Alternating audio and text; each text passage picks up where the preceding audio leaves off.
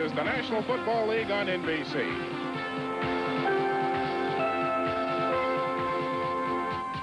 Today, from Busch Stadium in St. Louis, the Buffalo Bills against the St. Louis Cardinals. Today's game is brought to you by the New Chrysler Corporation. We don't want to be the biggest, we just want to be the best. By Michelob, one smooth and mellow taste tells you that some things speak for themselves. And by Wendy's, you want something better, you're Wendy's kind of people. Good afternoon, everybody. I'm Bill Wilkerson with former Dallas All-Pro Harvey Martin. Harvey, I think we're safe in saying the ball will be in the air this afternoon. Joe Ferguson for the Buffalo Bills, Neil Lomax for the St. Louis Cardinals. The ball can't help but be in the air. But it's defense that wins football games. And the St. Louis Cardinals are led by a defense that led the NFL in sacks, 57 last year. Big Bubba Baker is a strong one on that defensive line. And for the Buffalo Bills, they have none other than Fred Smerlas, a four-time All-Pro. He's going to make life miserable for Neil Lomax unless Neil gets some good blocking this afternoon. I think Neil Lomax will get some good blocking, especially from his big tackles, Lewis Sharp and Tootie Robbins. And for the Buffalo Bills, they will be going with the rookie Greg Bell in place of Joe Cribbs, who's now in the USFL. Also without Joe Ferguson's two favorite receivers, Frank Lewis, who's retired, and also Jerry Butler, who is injured. What do you think will be the key this afternoon? Well, last Sunday, both teams actually should have won their football games. I feel they both want to come out and have a good second game. I think it's a toss-up. Both teams want to win. Well, we will see what happens here this afternoon as Joe Ferguson and the Buffalo Bills puts it up, and Neil Lomax and the Cardinals will put it up, and we expect a high-scoring football game. A lot of fun here this afternoon in St. Louis. St. Louis Cardinals today with four-year linebacker E.J. Jr. out of Alabama. The middle linebacker, basically, but he's playing outside linebacker with the injury to Charlie Baker. Well, E.J. is the heart and soul of this Cardinal defense, and outside, inside, he can play it. The Cardinals have won the toss, and they will receive. Both teams are 0-1 as Joe Danilo kicks it off, and we're underway. Coming down on the far side, that's Stuck Mitchell. 15, 20, 25, 30, 35, 42-yard line for Stuck Mitchell, and the Cardinals will start in very good field position. Well, Stuck Mitchell, ever since he came out of the Citadel, and that tackle by Van Williams has been an integral part of the Cardinal return games. Just give him a small seam, and he can really take it quite a long ways. The injured player is Rod Hill, one of the reserve defensive backs, as they take a look at Rod's left ankle. Buffalo Bills don't have a great deal of experience in their secondary to begin with, and they can ill afford to lose a Rod Hill. So the Cardinals will have it first and 10 at their own 42-yard line. Bill Wilkerson, Harvey Martin, as you look there at the Cardinal offensive set. Neil Lomax at quarterback, O.J. Anderson, the running back, fullback Earl Farrell replacing Wayne Morris.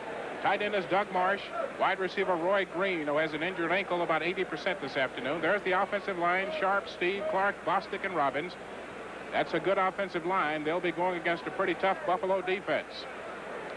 And speaking of that Buffalo defense, Fred Smerlas, the man we talked about earlier, is in the middle, flanked by Ben Williams, the All-Pro, and Ken Johnson, the new man replacing retiring Sherman White.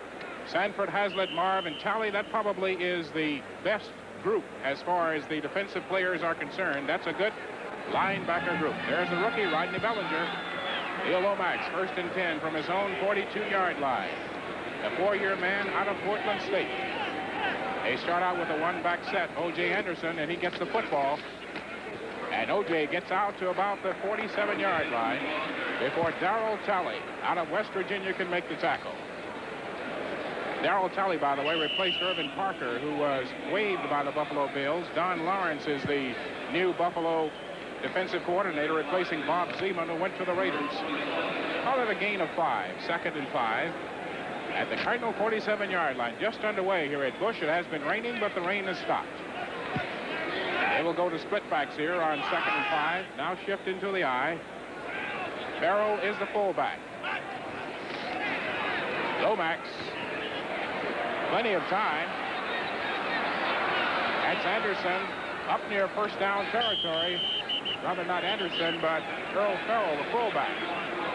And we'll see where they mark him out of bounds. Close to a first down as Darrell Talley, the linebacker, makes the tackle. Neil Lomax is dropping back. He's an excellent quarterback. He looks to his left, fakes to Anderson, and he throws over to Farrell. Farrell's taking over for the retired Wayne Morris. Puts a good move on here and tries to drive for the first down. By the way, that tackle there by Darrell Talley, he is their best pass rusher. Very good football player. That'll leave the Cardinals third and about 1. That's Randy Love, the fullback, and he's got a first down and more. And Love all the way down to the Buffalo 37-yard line in the arms of Don Wilson. Don Wilson, the free agent out of North Carolina State, is a rookie. He, along with Rodney Bellinger, no doubt will be tested by the Cardinal offense. All right, you see Rodney Love getting the ball here. St. Louis Cardinals just pinned in the whole right side of Buffalo Bills defensive line. Love just drove for the first down. Against that 34 defense, you'll see the Cardinals trying to get outside. First and 10 there at the Buffalo 37-yard line. The slot left is Roy Green. Lomax. That's Cedric Mack, and Mack gets close to and does have a first down. He is rodeoed out on the far side by Steve Freeman, the strong safety. But that's Cedric Mack, the converted defensive back, in much the same fashion as was Roy Green, who came over from strong safety and turned into an all-pro wide receiver.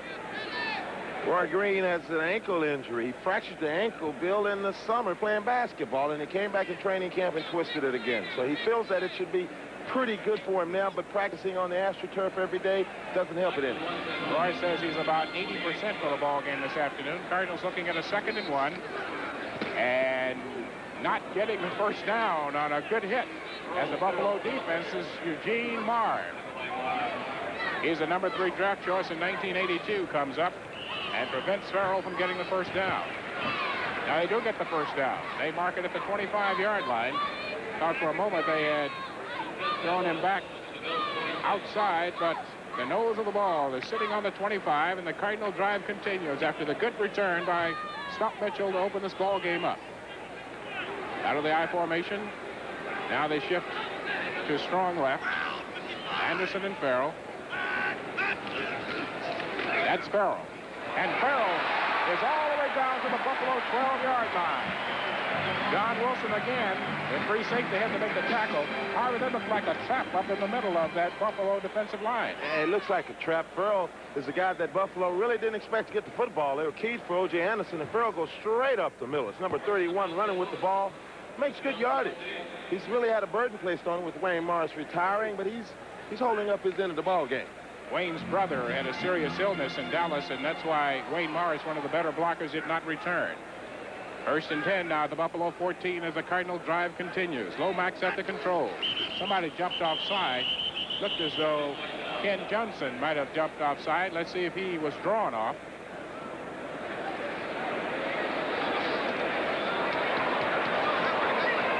The official gives us illegal procedure both sides. Let's see if they're simply going to cancel it or they're going to talk about it.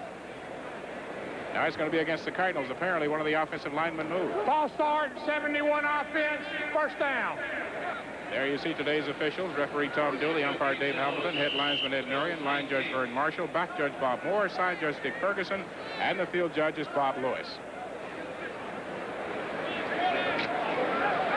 As we take a look at the Cardinal sideline, Cardinals now looking at 1st and 15 from their own 19-yard line.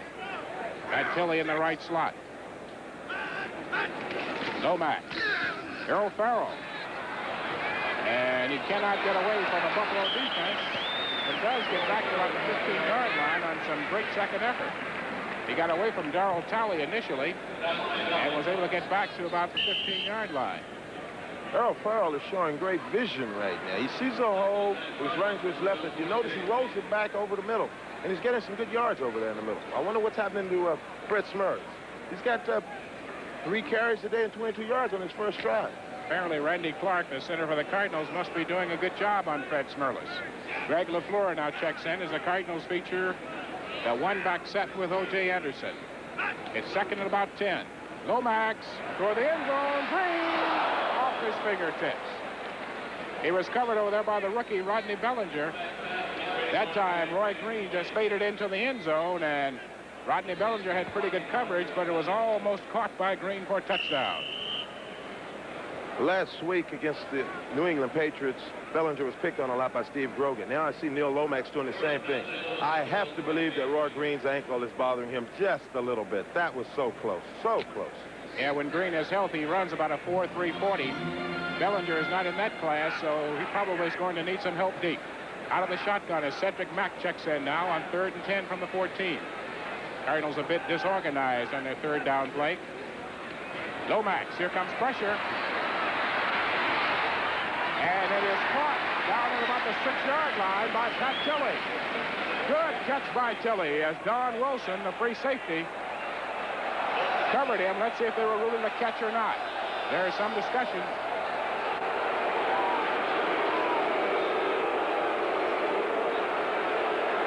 They're going to put it down at the 6-yard line.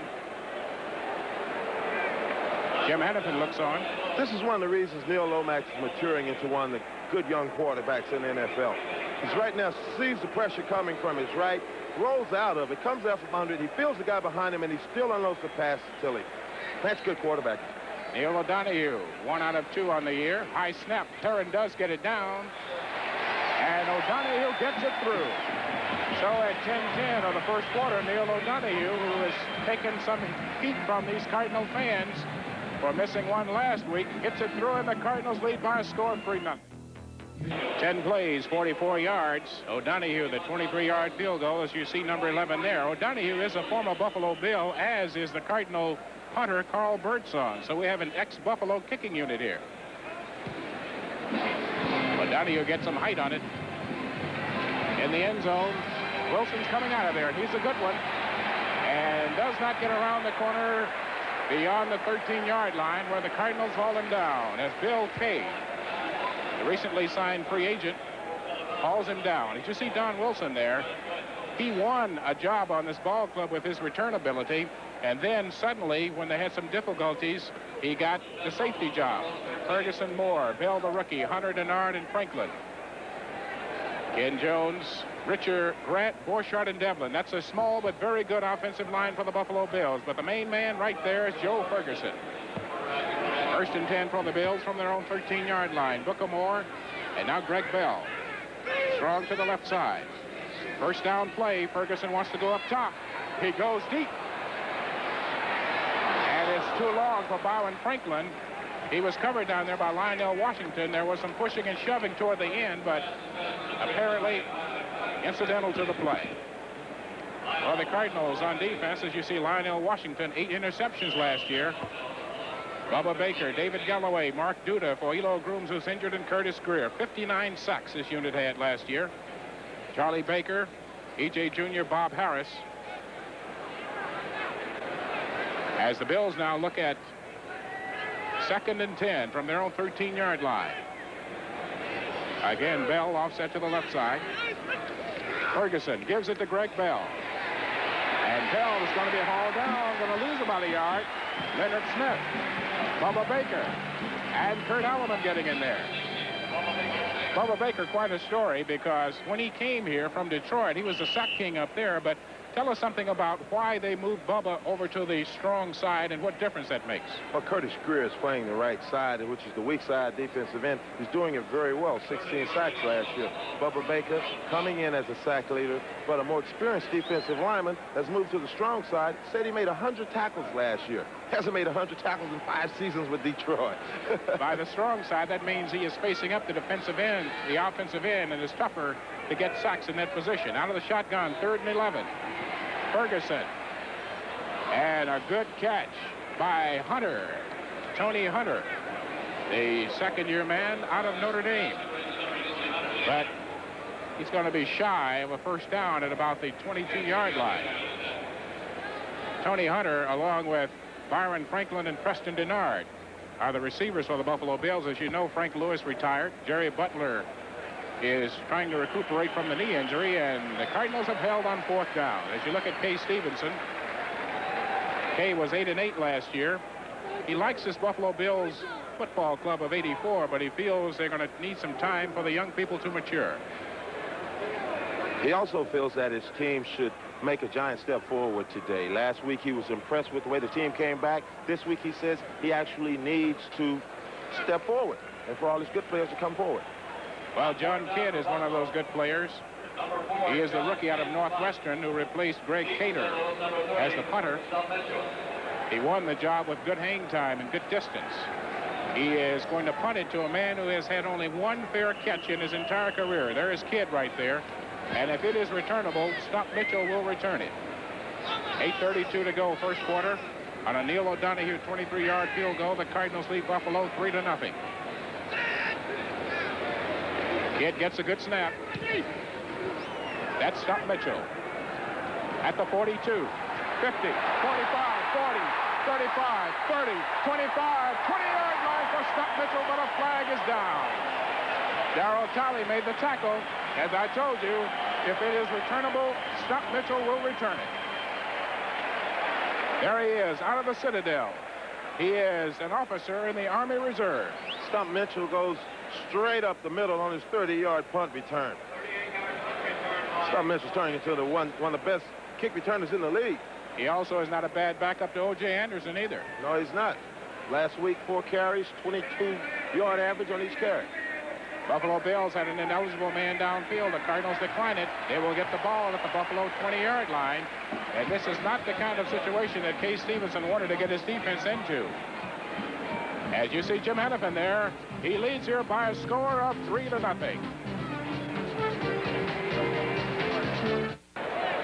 Back in St. Louis, the Cardinals, after a 38-yard punt return by Stump Mitchell, have it 1st and 10 at the Buffalo 20-yard line. Neil Lomax at the controls. His club is leading by a score of 3-0.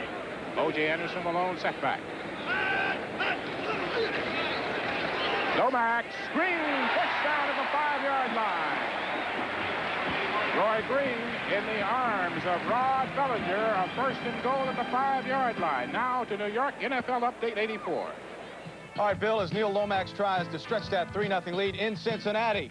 The Chiefs have scored. This Anthony Hancock reception set up a 5-yard touchdown run by Theodis Brown. Chiefs lead Cincinnati by a score of 7-0. Say hello to Harvey Martin for us, will you? We will indeed. Harvey now is trying to figure out how the Buffalo Bills can keep the Cardinals out of the end zone. On a 1st and goal at the Buffalo 4-yard line. The wing on the left side is the tight end Doug Marsh. Anderson is the lone setback. 1st and goal. End zone, Roy Green. Touchdown!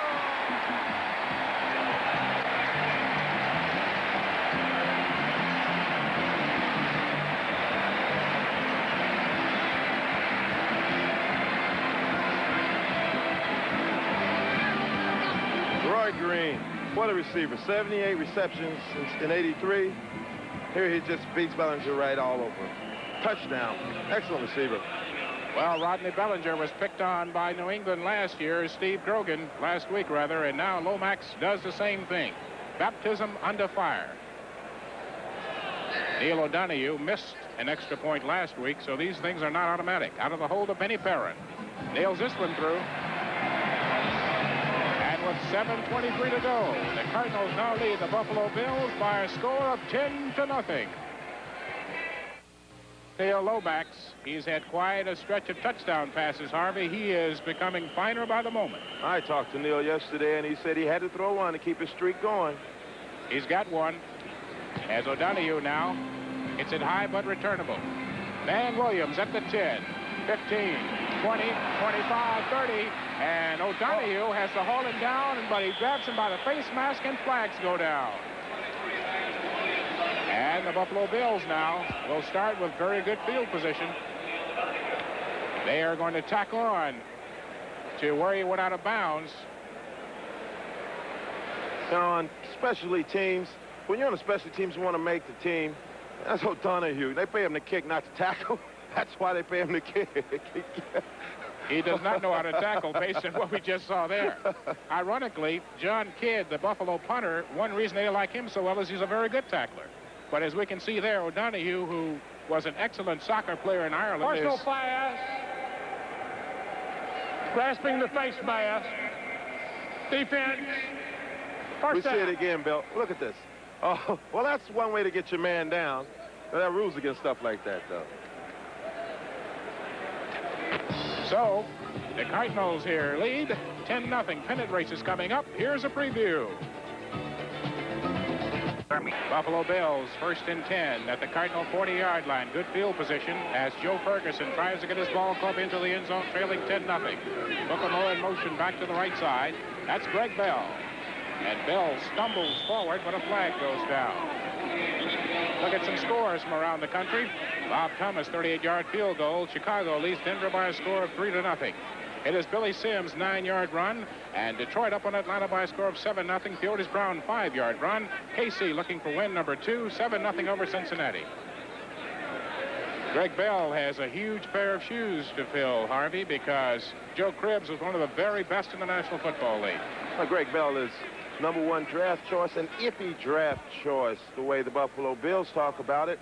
He was injured a lot at Notre Dame, and they really haven't seen a lot of him. They feel he has all the potential to do what a Joe Cribbs has done before, but being a rookie is kind of rough for him. He's trying to, last week... Illegal motion, 34 offense, first down. That was Booker Moore illegally in motion as Case Stevens look on. You were talking about Greg Bell and that problem he had with injuries at Notre Dame. It was a fracture of his ankle. He has shown no signs of favoring that ankle so far, though. Right, he's not favoring the ankle, but yet he still makes common rookie mistakes. Picking up the blitz. As you see, Joe Cribbs here last year, 1,131 yards. It's a big hole to fill for him. But I talked to him, and he's ready to go. Van Williams checks in. Greg Bell checks out. It is 1st and 15.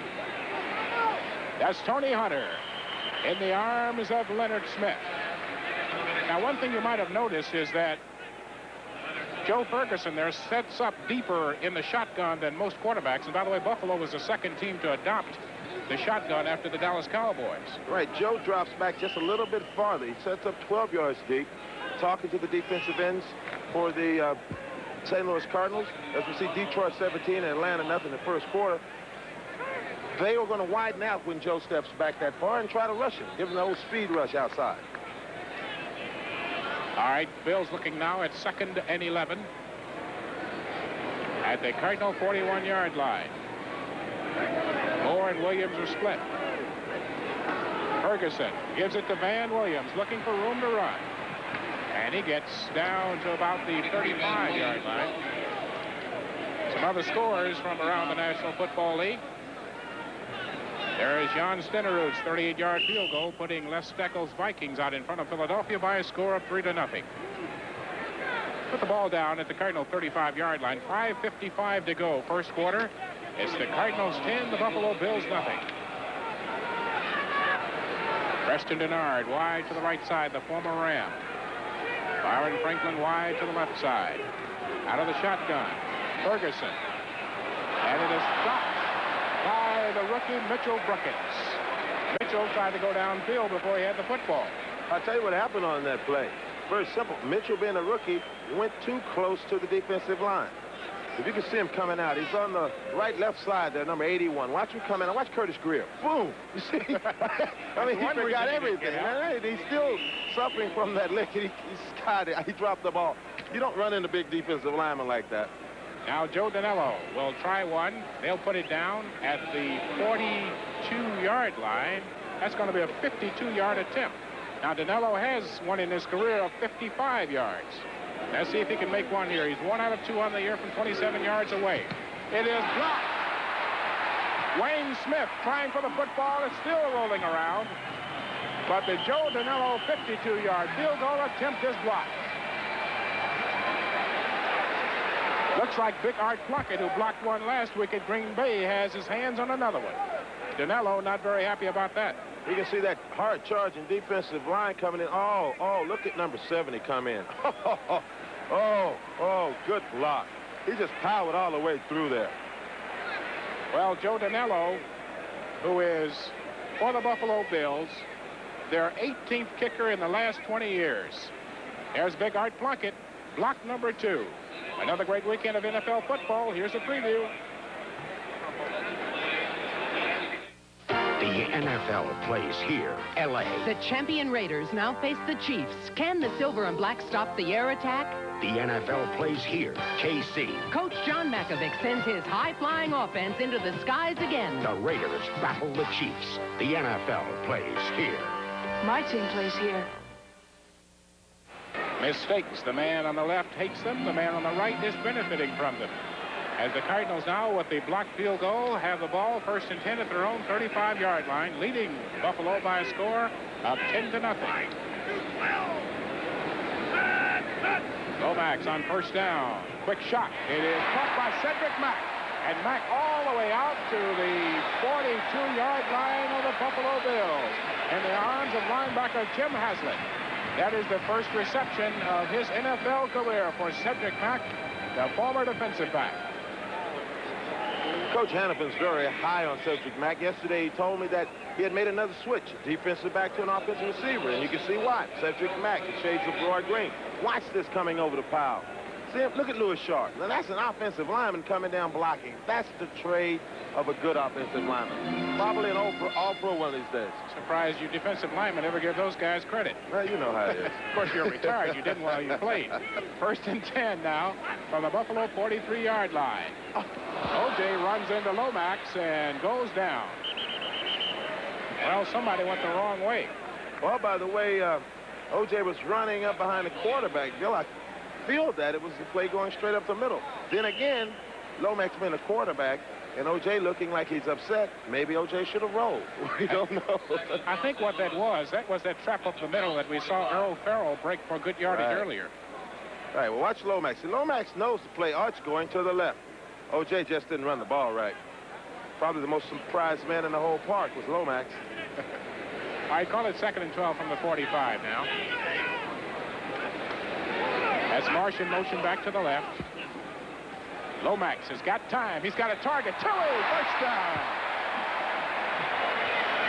There is one of the more sure-handed receivers in the National Football League in the arms of the rookie Rodney Bellinger, Pat Tilly. You know, Rodney Bellinger coming out of Miami is having his hands full. When you're a rookie and your first start, a team picks on you, the next team is not going to stop picking on you. As you see, Pat Tilly beat him inside pretty quick. Bellinger's probably having nightmares about wide receivers right now.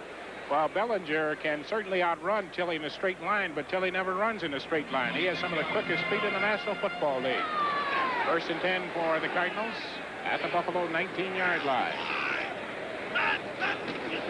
Anderson, good block. Down to about the 11-yard line goes O.J. Anderson. Lomax, by the way, 7 out of 8, 88 yards and a touchdown. There is the Cardinals' main man with the football, Harvey, number 32, Otis Jerome Anderson. 1,270 yards last year, 11 all-time NFL rusher. What can you say about the guy? Broke all of Chuck Foreman's records in college. And that was O.J., vintage O.J. right then. Catching the ball on the pitch out and going straight upfield with the ability to cut either right or left. He's got some power. 2nd and 3 at the Buffalo 12-yard line. Farrell and Anderson in the eye. Anderson again. Close to the 1st down. Good pick-a-hole running over there as Don Wilson, the free safety, got in for a shot. Eugene Marv also on the tackle. Harvey, it's interesting the way the Cardinals are attacking the outside. O.J. Stutter stepped inside, broke back to the outside as a defensive end playing in the 3-4 defense as the Bills are doing. What are some of the problems you have with an O.J. Anderson? Well, if your linebackers get caught on the outside, as we see Chicago in the first quarter, 10-0 over Denver, all right. Well, my goodness, the Dallas Cowboys are behind 7-0 to the New York Giants. No cheering in the press box, okay, Mr. well, Martin. okay, you know, I can't help it. All right. O.J., 1st down. Bill, getting back to what you were talking about, when your linebackers get pinned in by good offensive blocking, as we see Dallas again losing in the first quarter, 7-0. Detroit 10, Atlanta nothing. Kansas City 7, Cincinnati nothing. So those offensive ends getting pinned in on the blocking. They did a good job on that one, yes. They did. O.J. really had the option to go outside on that last play. It's 1st and goal at the 9. For the Cardinals, already up by a score of 10-0. Well, someone was anxious to get to number 15. And he was going to go through the center to get to him. That was Fred Smirlis. He's gone through a few centers in this time. Well, that's a sack or something. I don't know. That's the first one I've seen where, Smirlis is the first one off. 76 defense. 1st down. Like a good 10-pin shot there. It's a good bowling shot. Fred Smirler's 4 straight Pro Bowls. Now, let's see what the other flag is he's picking up behind the Cardinals. There, Minnesota now has been tied by Philadelphia 3-all. The ball now is at the 5-yard line, where it is 1st and goal. McFadden, 27-yard field goal to tie that ball game up we were just telling you about. 1st and goal from the 4 for the Cardinals after that penalty. Lomax in trouble and throws the ball away through the end zone, and there's a reason he threw it away, because Ken Johnson was all over it. Hey, Ken Johnson, 10 sacks last year, probably an unsung hero in the Buffalo Bills defense. It was all over Neil Lomax, but if you notice, Lomax got the ball through about 3 defenders with his offensive man behind them all. It's a good quarterback. 2 years ago, he would have been sacked with that football. That's the maturation process we're talking about. You're right about that. He's really maturing into a great leader. Jim Hart's gone. It's now Neil Lomax's team, and he likes to call himself a player's quarterback, one of the fellas. Ken Johnson, by the way, replaced Sherman White, who retired. It is now 2nd and goal at the 4-yard line. End zone. Intended for Roy Green, but Bellinger got a hand in that time. Just a quick slant. But Rodney Bellinger had pretty good position on Roy Green, and Roy couldn't quite shield Bellinger away from the football. Well, you know, Rodney's not going to take it laying down. He's a professional. He's a #1 draft choice. Roy Green has an inside position on him, but Rodney shows he has some talent there.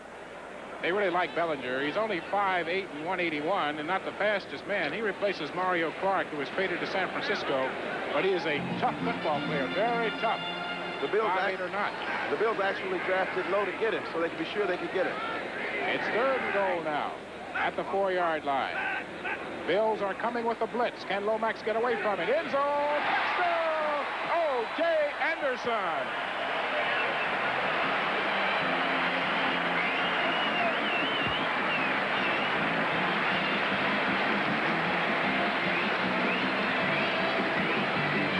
Otis Anderson. Neil Lomax is showing why he's maturing into a good quarterback. He's using every receiver he has. O.J. Anderson, great catch.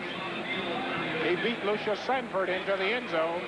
The blitz was coming, but the Bills didn't get there. That meant you had single coverage in the secondary. Neil O'Donoghue makes it a 17-0 football game. So, with an Anderson 4-yard touchdown here in St. Louis, the Cardinals lead Buffalo 17-0. 8 plays, 65 yards. That's Neil Lomax, 8 of 11, 92 yards, 2 touchdowns. Cardinals are up 17-0. 1:34 still to go in the first quarter. Coming down to Wilson at the 6, 10, and down he goes at about the 15-yard line. And the arms of Victor Heflin, and he appears to be shaken up. Uh-oh. My. What do we have here? Phil Simms, 16-yard pass. And the Giants are out in front now by a score of 14-0. That never happened when you played. It was worse sometimes. There's Don Wilson, the rookie free safety, who was injured on that play. Don Wilson's a guy who's a free agent. Made the team on his kick return ability, as we saw him getting hurt on this return, and ended up being a starter at the free safety position. Feels the coach, K. Stevenson, feels Don Wilson has a lot of range, but right now looks like he got the wind knocked out of him, I think. The Giants lead down 7-0 quarter. Don Wilson looks as though he's going to be okay. Next week on NFL 84, join host Bob Costas as we begin our series, The AFL Remembered, a look back at the AFL on its 25th anniversary. We'll have interviews with Al Davis, Lamar Hunt, Joe Namath, George Blanda, Jack Kipp, and many, many more, plus some rare pictures and highlights. A series you won't want to miss, The AFL Remembered, next week on NFL 84. Boy, did they score some points in the good old AFL. They did do that. They made it exciting to watch. Nightmare for the defense. It's still nightmares. Buffalo has it 1st and 10 from their own 16, trailing 17-0. Ferguson gives deep in the eye to Greg Bell, but Doesn't get much. Greg had a rough week last week. He only averaged about 2.2 yards a carry, but part of the problem, Harvey, was the fact that he didn't have experience in picking up the blitz. Well, he really didn't, and when he had the ball, he was real indecisive in what he had to do with the ball. But I feel Coach K. Stevenson wants to establish a running game. Every good head coach in this league feels that he has to have a good running game to be competitive in this game. Well, they couldn't establish one last week because they fell behind 21-0. They're behind 17-0 here. 52 seconds to go. Double tight end set. That's Ulysses Norris. That's Booker Moore. And Booker knocked out of bounds by Kurt Alleman up near the 25-yard line. This telecast presented by authority of the National Football League, intended for the private use of our audience. Any rebroadcast or other use of this telecast without the express written consent of the St. Louis Football Cardinals and the National Football League is prohibited.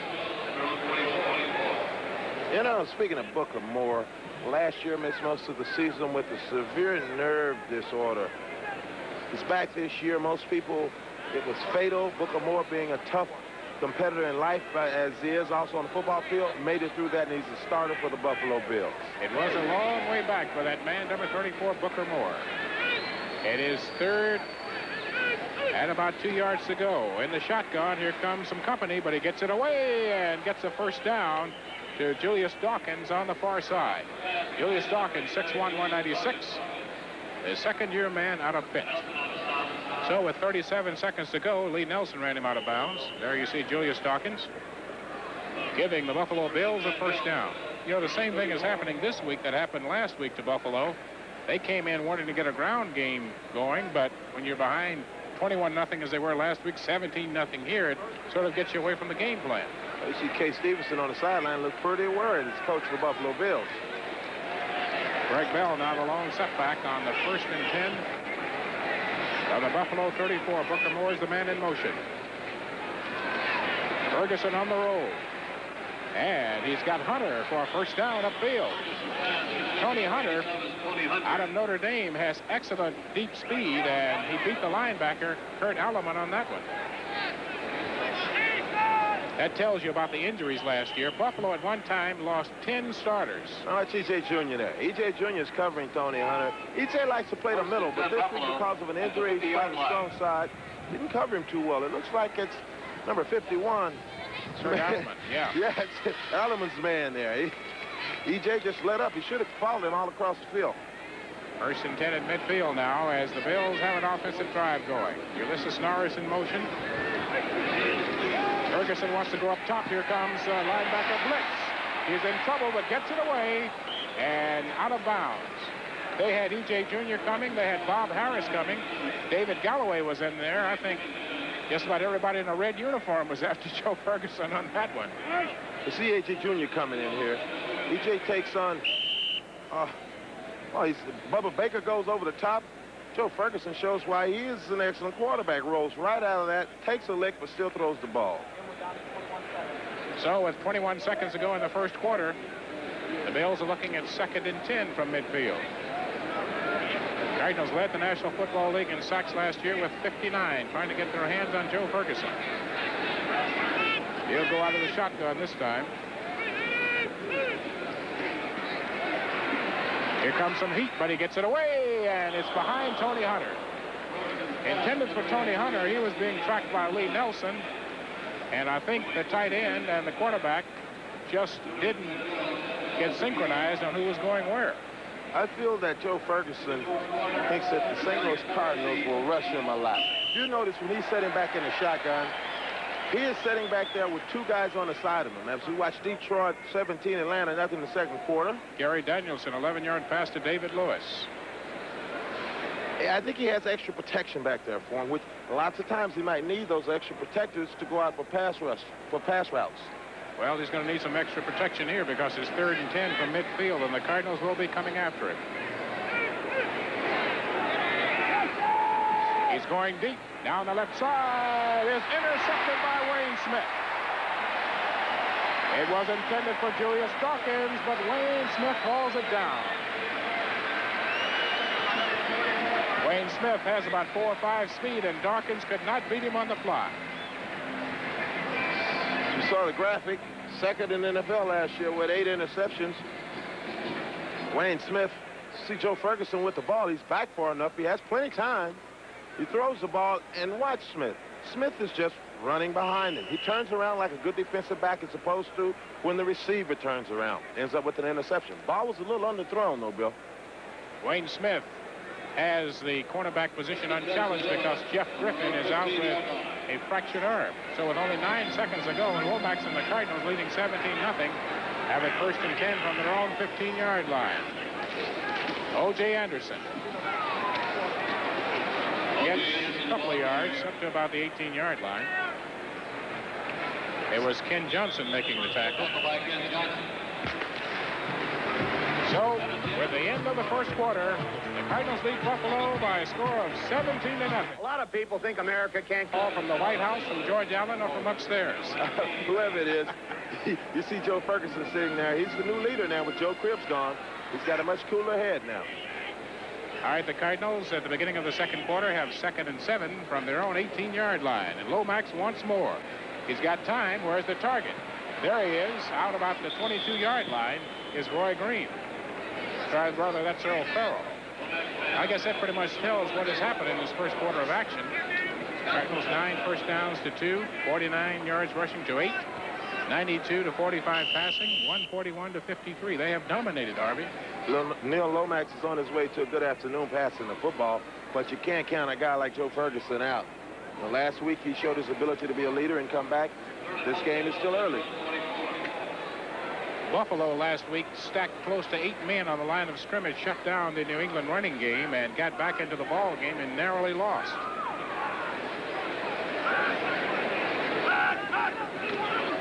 Deep in the eye, the ball goes to O.J. Anderson. He picks his way out to about the 28-yard line. O.J. Anderson is such a fine talent. Right then, he just jumped right over some blockers. He can do it all. If you don't watch him, and he is healthy, he has the ability to go sideways, he has the ability to go straight, and he even has the ability to reverse his field and go the other way without blockers. Bad news from the Bills locker room. Rod Hill has a broken bone in his leg. He's going to be done for quite a while. And that's one thing they didn't need in their secondary either. Well, Rod Hill coming from Dallas. I had a chance to play with him last year, and the year before that as a #1. Hate to see him go down like that. 1st and 10 now from the Cardinals' 28-yard line. O.J. will try the left side. Steve Freeman had crashed into the backfield, but O.J. skipped right by him and got the ball out to about the 33-yard line. Ken Johnson finally made the tackle. Johnson had been a designated pass rusher while Sherman White was there, and you can pretty much guarantee that the Cardinals are going to run right at him, Harvey. You're right. He's an excellent pass rusher. He's probably one of the best on the Buffalo Bills line. So O.J. Anderson is 7 carries, 25 yards so far. 2nd and 6 now from the Cardinal 32-yard line. 12:45 to go in the first half. Delay to Anderson. First down at the 41-yard line. That was a strange-looking play with Errol Farrell, the fullback, going in motion back to the right side and becoming set in the slot. Darrell Talley made the tackle. That's a little misdirection draw is what it was. With Neil Lomax passing like he's passing, Buffalo really has to be cautious about covering receivers. This gives him a chance to work his great running back, O.J. Anderson, on little outside plays, inside plays, and even draws. He's a dangerous receiver. Buffalo Bills play a basic type of defense, not many stunts up front, and they play primarily zone in the secondary. 1st and 10 for the Cardinals from their own 40-yard line. Lomax wants to put it up on pass play action. O.J. Anderson, 40. Oh, is he hit by Eugene Marv? Oh, boy. Eugene Marv is a good linebacker. Last year's #1 draft choice. Covered punts a lot. Watch Eugene come up. Oh, he really didn't play that much last year. This year he came back, he's a starter. You can see why. Eugene Marv really put the wood to O.J. Anderson, leaving the Cardinals with a 2nd and 5 at the 45. See if the Bills bring some heat now. That's Stump Mitchell. Flag goes down, and so does Stump Mitchell. They were expecting the Bills to come up between the tackles with some sort of heat, and they were trying to circle the corner with Stump Mitchell, but Eugene Marv made the tackle again. This was a good quartet of linebackers, as the Cardinals were guilty of the infraction. Lucius Sanford, Darrell Talley, Eugene Marv, and Jim Haslett.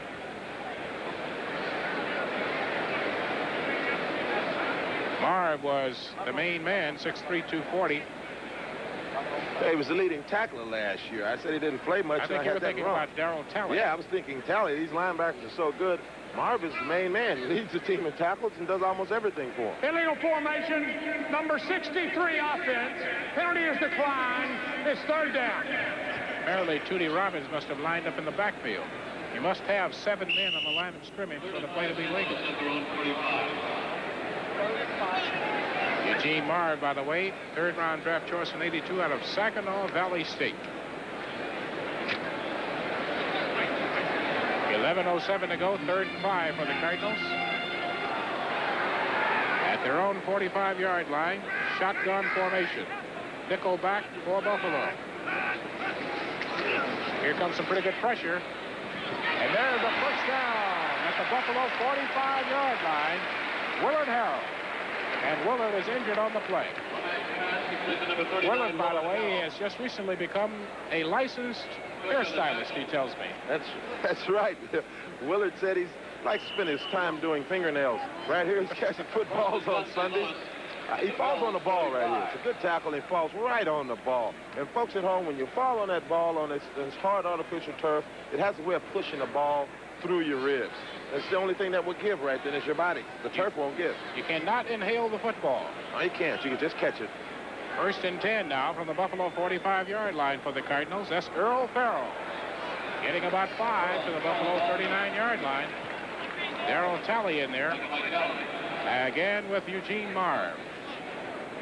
You're talking about Darrell Talley, number 2 draft choice last year. He replaced Irvin Parker, who was waived, and has done a very fine job. Very active linebacker. Lomax 11 of 14, 111 yards, 2 touchdowns. Well, last year, Talley was big man on specialty teams. Came in a lot. Kansas City 14, Cincinnati 7. Ray Horton, interception return. 9:46 and counting on 2nd and 5. That's Green in motion. That's Stump Mitchell with the football. And Stump Mitchell has a first down. Boy, he's awfully hard to corral once he starts spinning and turning.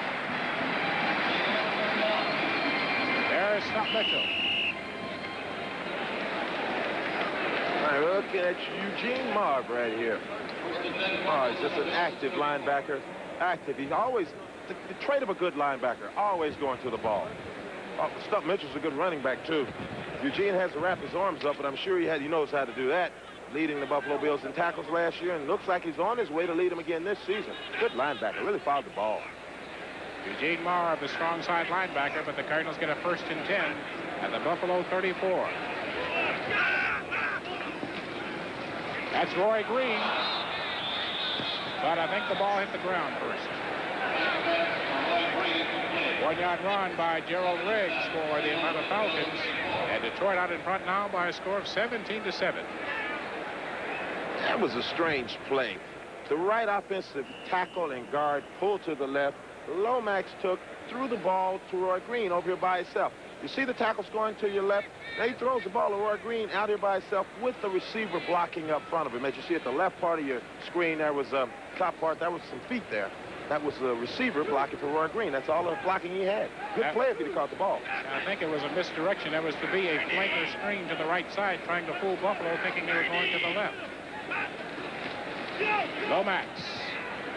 O.J. Anderson, 35. Out of bounds at the 32-yard line. Rodney Bellinger over there along with Darrell Talley. Here's some murmurs going through the crowd. That's because they don't like to see O.J. step out of bounds. If they've been a running back as long as O.J.'s been a running back, sometimes stepping out of bounds is better than running into a helmet. Yeah, but I'll tell you what's behind that. O.J. said a couple of years ago that Franco Harris told him to run out of bounds and he'd last longer. That did not sit well with the Cardinal fans at all. They've been on his case ever since. No, but he's still lasting. Yes, but he should perhaps have not mentioned it. Yeah, he should have kept it to himself. Yes.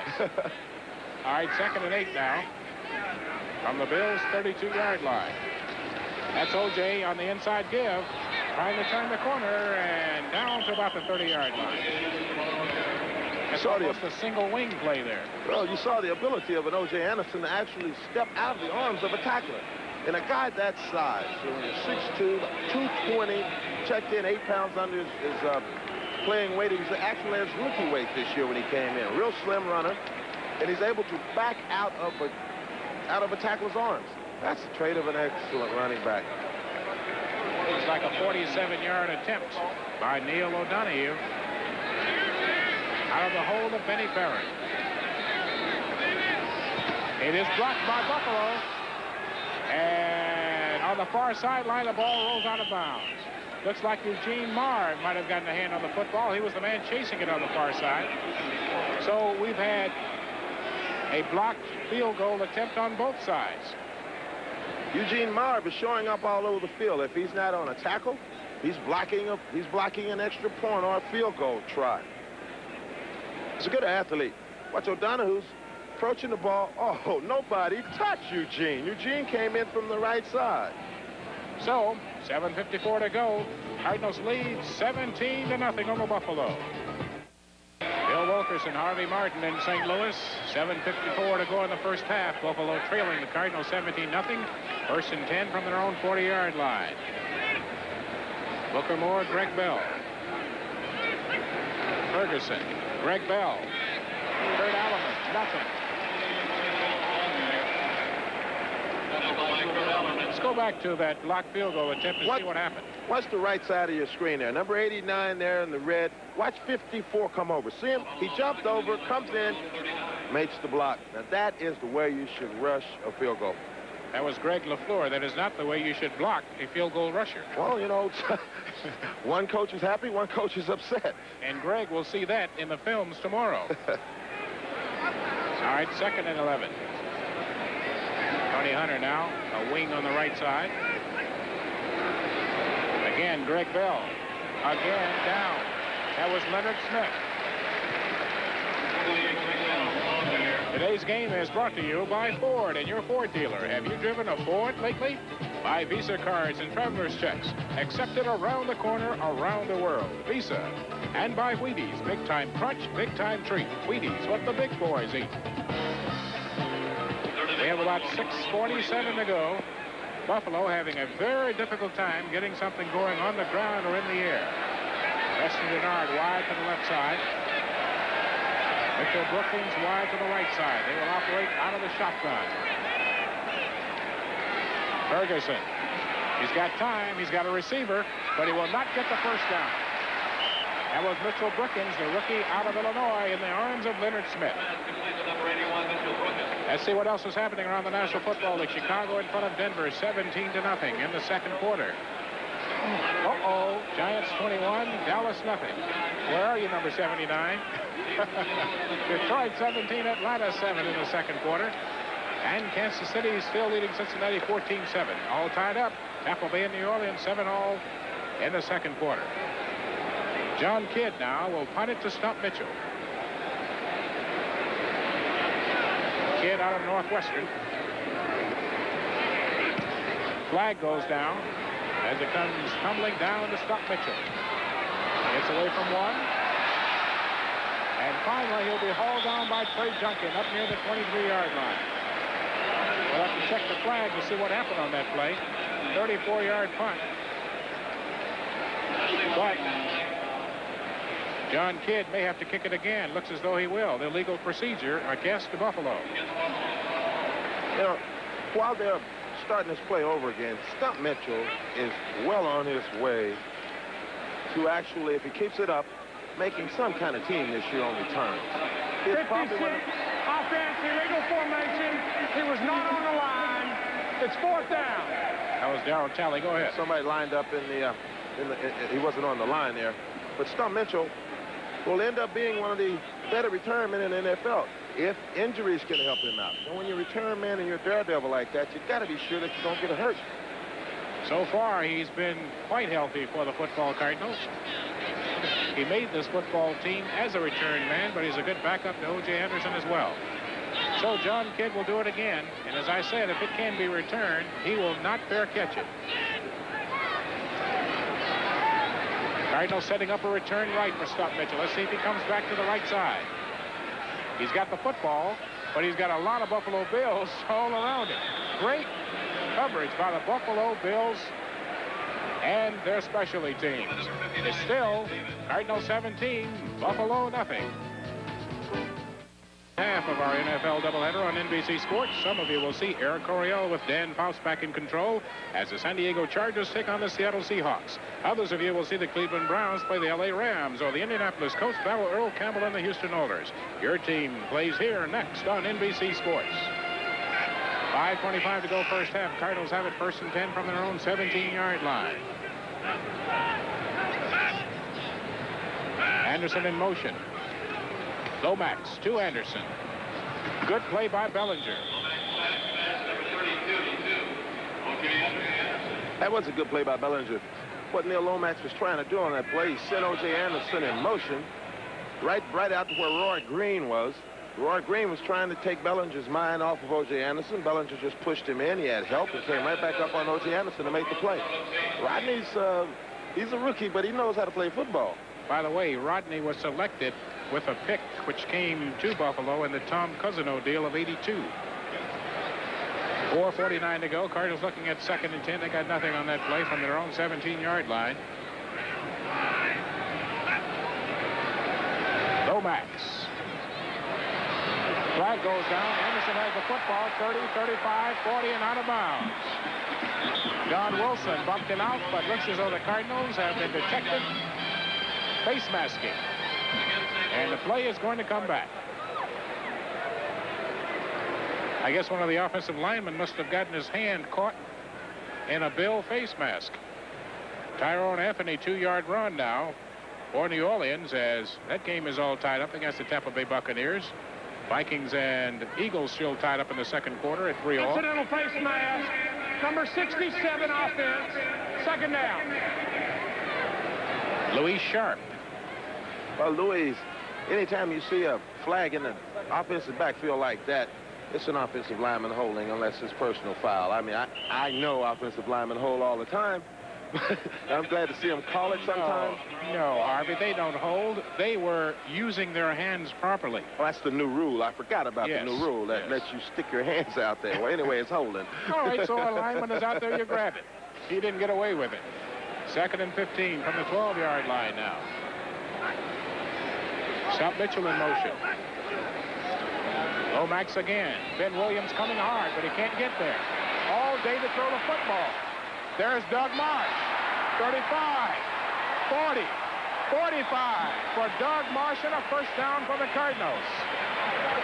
Boy, Neil Lomax had time to pack a lunch back there. That is some kind of offensive line blocking there. Neil Lomax looks to his right, he looks to his left, he looks down the middle, he looks to his right again. Watch now, Neil Lomax will come back. He looks to his right. Oh, look at Tootie. Oh, look at the help there. Everybody's blocking. Everybody's doing what they're supposed to do. Gives Doug Marsh a chance to get wide open. Somebody left their receiver to go help out on the quarterback. You're not supposed to do that. He was covered by somebody. He ended up catching a good pass. Another tackle by Don Wilson and Darryl Talley, 33-yard gain. Roy Green in motion on the 1st down play. Somebody moved. I think the Cardinals moved first. Probably will be called for illegal procedure. Did you see the job they did on Ben Williams? Yes, I did. 1st down. Ben Williams used every move a defensive end has, and he still couldn't get around Louis Sharp. Well, you can understand why. If you saw Louis Sharp had a lot of hands on Ben Williams, and everybody blocked and pushed him away. Miami Dolphins. You heard about the Dolphins earlier. Out in front, Kansas City, Cincinnati all tied up at 14-all. Charles Alexander, 2-yard run in the Cincinnati game. Jim Jensen to Mark Duper. Oh, little wide receiver pass in that ball game. There's Anderson trying to find room to run. He slips down to the 42. By the way, they are running on a new turf out here, and the turf, which is built by Monsanto here in St. Louis, allows the water, Harvey, to drain all the way through, so you shouldn't be playing on a mushy surface at any time, no matter how hard it rains out here. Well, he really did need a new surface here. Playing here with the Dallas Cowboys, the surface was a little worn. Any ballpark where you have baseball and football played on it, the surface is going to suffer. And St. Louis Stadium is no different than any other stadium. There's a good carpet out there now, though. I used to get a lot of AstroTurf burns here in St. Louis, but so far, so good. Winding down toward the 2-minute warning. Cardinals 2nd and 12 from the 43. Lomax looking for a target. And Doug Marsh got tied up at the 45. He is asking for a flag, but will not get one. Lucius Sanford got tied up with Doug Marsh, and somebody tripped somebody out there. Well, what happened was Doug Marsh saw the ball leave Lomax's arm, and he tried to make a turn around and tripped up over Lucius Sanford. So Lucius didn't do anything but cover him very well. So, 2:48 to go. Neil will go back. He's looking at the pressure. He's getting some kind of pressure right now. Just a little bit coming in. See that? He still got the ball away. That's probably the reason they threw the ball behind. 3rd and 12 now from the Cardinal 43. Lomax on the roll. Roy Green, 30. And out of bounds, up near the 27-yard line, and apparently he did not cross the line of scrimmage. You saw him stop over there, Harvey, and make sure he had not passed the line of scrimmage. Don Wilson made the tackle. That Neil Lomax has a feel for the football field right here. He will roll. This is a roll. Everybody's pulling out, trying to block for Neil. Nobody's on their side. He could have ran for about 5 to 6 yards. Smart quarterback. Stops, pulls up, throws the ball to Roy Green. Probably one of the most dangerous receivers in the NFL right now. Roy came back to his quarterback, and he has a 1st and 10 at the Buffalo 27-yard line. 2:35 to go. Cardinals lead 17-0. He's running well on that ankle. You know, Roy was feeling the ankle was a little timid yesterday. He's running pretty good on it. Sure is. Lomax will have to hurry to get this play off. Only 6 seconds on the clock. He does. Pitches to O.J. Anderson. He's got some blocking, but the Buffalo Bills and Rodney Bellinger throws in a big hurry behind Vic Williams. It's something that St. Louis Cardinals have found out in the game films this week about the outside of the Buffalo Bills defense. They have been attacking the outsides pretty regularly and running up the middle a lot with Farrell. Farrell's getting good yardage over the middle. O.J.'s not getting that much yardage going outside. It's kind of hard to get yardage outside when you run a defense that has a 3-4 in it, which was 4 good linebackers, which is Buffalo's strong point. We are down now to the 2-minute warning as Neil Lomax will come over and talk with Dick Jamieson in the front with the red jacket on and Jim Hannafin behind him. Cardinals are firmly in control as the Cardinals lead Buffalo 17-0 here in St. Louis. It's not on the board, but I don't think we anticipated no points from Buffalo. We really didn't, Bill, and right now it's 2-minute warning coming up, and St. Louis has the football. Well, we'll see what Neil Lomax can do with it.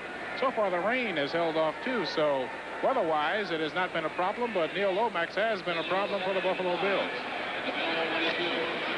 It's 2nd and 5 from the Buffalo 22-yard line for Lomax and the Cardinals. He has gotten his 2-minute game plan from Jim Hannafin on the sideline. Let's see what he does with 2 minutes on the clock. He's going to put it up. He's got time. He's got a target. Pat Tilley down to the 11-yard line. Pat Tilley crossing deep in the Buffalo secondary. Rodney Bellinger ran him out. Neil Lomax uses a run fake to freeze his linebackers, rolls out, comes right back, throws the ball on a crossing pattern to Pat Tilley. Pat Tilley takes him on. He's not the biggest guy in the world, but he sure knows how to catch the football. I think Rodney Bellinger is going to have to spend some extra time in the sauna tomorrow. Boy, has he had a workout here. But he's a rookie. He's young. It won't hurt him that much. He's a rookie to say you just retired. All right, 1st and 10 from the 11-yard line. O.J. gets the pitch. Still dancing. O.J. down to about the 6-yard line.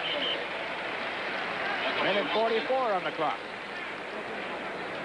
Very shortly, in case you missed some scores or would like an update on the others, NFL 84 will fill you in on what's been going on in the second week of the National Football League. O.J. Anderson has a unique way of running. You notice when he's running, his right arm always pulls up out of a pile or something. He is slipping tackle. He's actually pushing tacklers away and slipping out of grasp of arms. Very strong legs, O.J. Anderson. 2nd and 6 from the 7-yard line. The clock ticks away. Randy Love is the fullback. Love gets the football. Love heads for the end zone, down to about the 2-yard line and close to a first down. A minute 3 on the clock. Cardinals don't have to hurry because they can let it wind down another 20 or 30 seconds if they are so inclined before they stop it. We're under a minute now at 53 seconds. You know, Cardinals can actually get a first down on this play and still not have to score. Still get 4 more tries to get it. Well, they stop it with 49 seconds to go. Cardinals looking for a touchdown, leading 17-0. In the background, you see the stainless steel gateway arch here at Busch Stadium in St. Louis. Cardinals have a 3rd and 1 at the 2. They can get a first down, as Harvey told you, without going into the end zone. Earl Farrell is a wing on the left side. Love and Anderson. Anderson. Touchdown. O.J. Anderson, his 2nd touchdown of the afternoon. The Cardinals are now up by a score of 23-0. Most of the success from the St. Louis Cardinals running game today has been with the fullback lead. As you see Love going in, O.J. just follows him. That's the only way they can do it with those great linebackers for the Buffalo Bills. Charles Romes tried to keep him out, but he couldn't. So with 45 seconds on the clock, Neil O'Donoghue will try to make it 24-0. And that is what it is. So O'Donoghue nails it through, and the Cardinals now lead Buffalo by a score of 24-0. And Pete Axtell are watching every monitor in the country, bringing you update on those scores. There's Case Stevenson as Wilson has it on the far side on the return, gets for a wave. He might, no, down he goes. That was his lead blocker. I thought Wilson had gotten through there. He didn't fool the Cardinals, though, as Felonico Noga makes the tackle. Only 41 seconds on the scoreboard. Nika Noka, he's from Hawaii. I was talking to the PR guy from the St. Louis Cardinals yesterday, and he says, Harvey, when I told him he was going to be drafted by the St. Louis Cardinals in Hawaii, he said, where's that?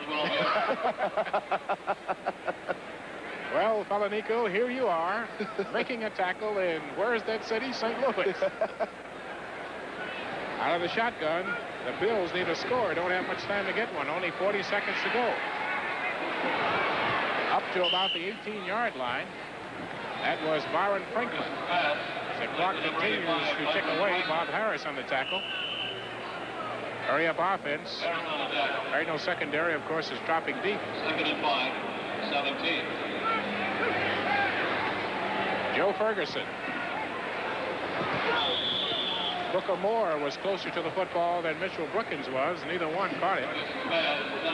Incomplete pass stops the clock at 15 seconds. I have to think that Buffalo is right now thinking, as Joe Ferguson's looking for some signals on the sideline, they're thinking about that rush of the St. Louis Cardinals. Anytime you have a team that led the league in sacks, as they did the year before, and you're in this predictable situation, you know they're going to come. And that's what's happening right now. The guys are teeing off. Curtis Greer, Bubba Baker, they're all coming hard. Well, you defensive ends know when you're trailing 24-0 with 15 seconds to go. There isn't much mystery, is there? Got to have some fun playing in. Some fun, he says. At this man's expense. But he finds a receiver. That's Mitchell Brookins, the rookie out of Illinois. But he's short of a first down. In the arms of Lionel Washington with 6 seconds on the clock. And with 6 seconds to go, Buffalo Bills are still not on the scoreboard, trailing 24-0. Man has a problem. He can't get the football in the other team's end zone. So therefore, John Kidd will punt it to stop Mitchell with only 6 seconds on the clock. Mitchell apparently will get a return. 40 45, 50, and down he goes, and out goes the clock. Stump tried to stop the clock with a second on, but was unable to do it as Jim Hannafin heads to the locker room. It's been a good Cardinal first half. It has. With Stump Mitchell fielding the last ball of the first half. Talking to his coach, Jim Hannafin here. Stump's on his way to being a good receiver, a good return man, a good running back. He can do it all. Hey, Stevenson, meanwhile, will try to figure out what to do about this Cardinal defense as Buffalo trailing the Cardinals 24-0. We'll see what happens in the second half of action here in St. Louis. World Series here in 1982. Meanwhile, summer is slowly slipping away, fall almost upon us, but the boys of summer still have some unfinished business, so don't miss the absolute best of baseball in the 1984 World Series. The championship of baseball begins October 9th here on NBC Sports, and we should have some new faces in the World Series. Now to New York, NFL 84 update.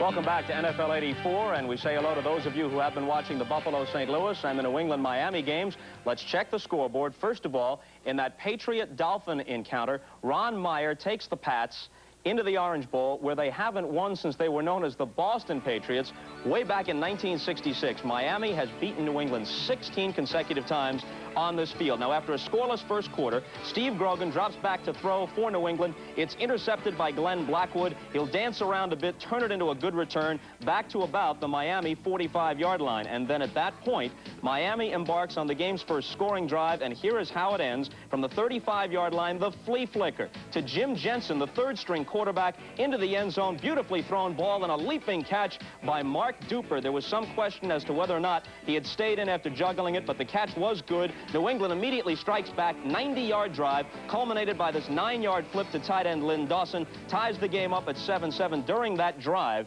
Irving Fryer, the #1 draft choice for the Patriots, caught his first NFL pass. They are late in the first half at Soldier Field in Chicago, and the Bears are on their way to going 2-0. They lead Denver by a score of 27-0. There's John Elway, #7, sidelined by a sore shoulder and standing next to Coach Dan Reeves.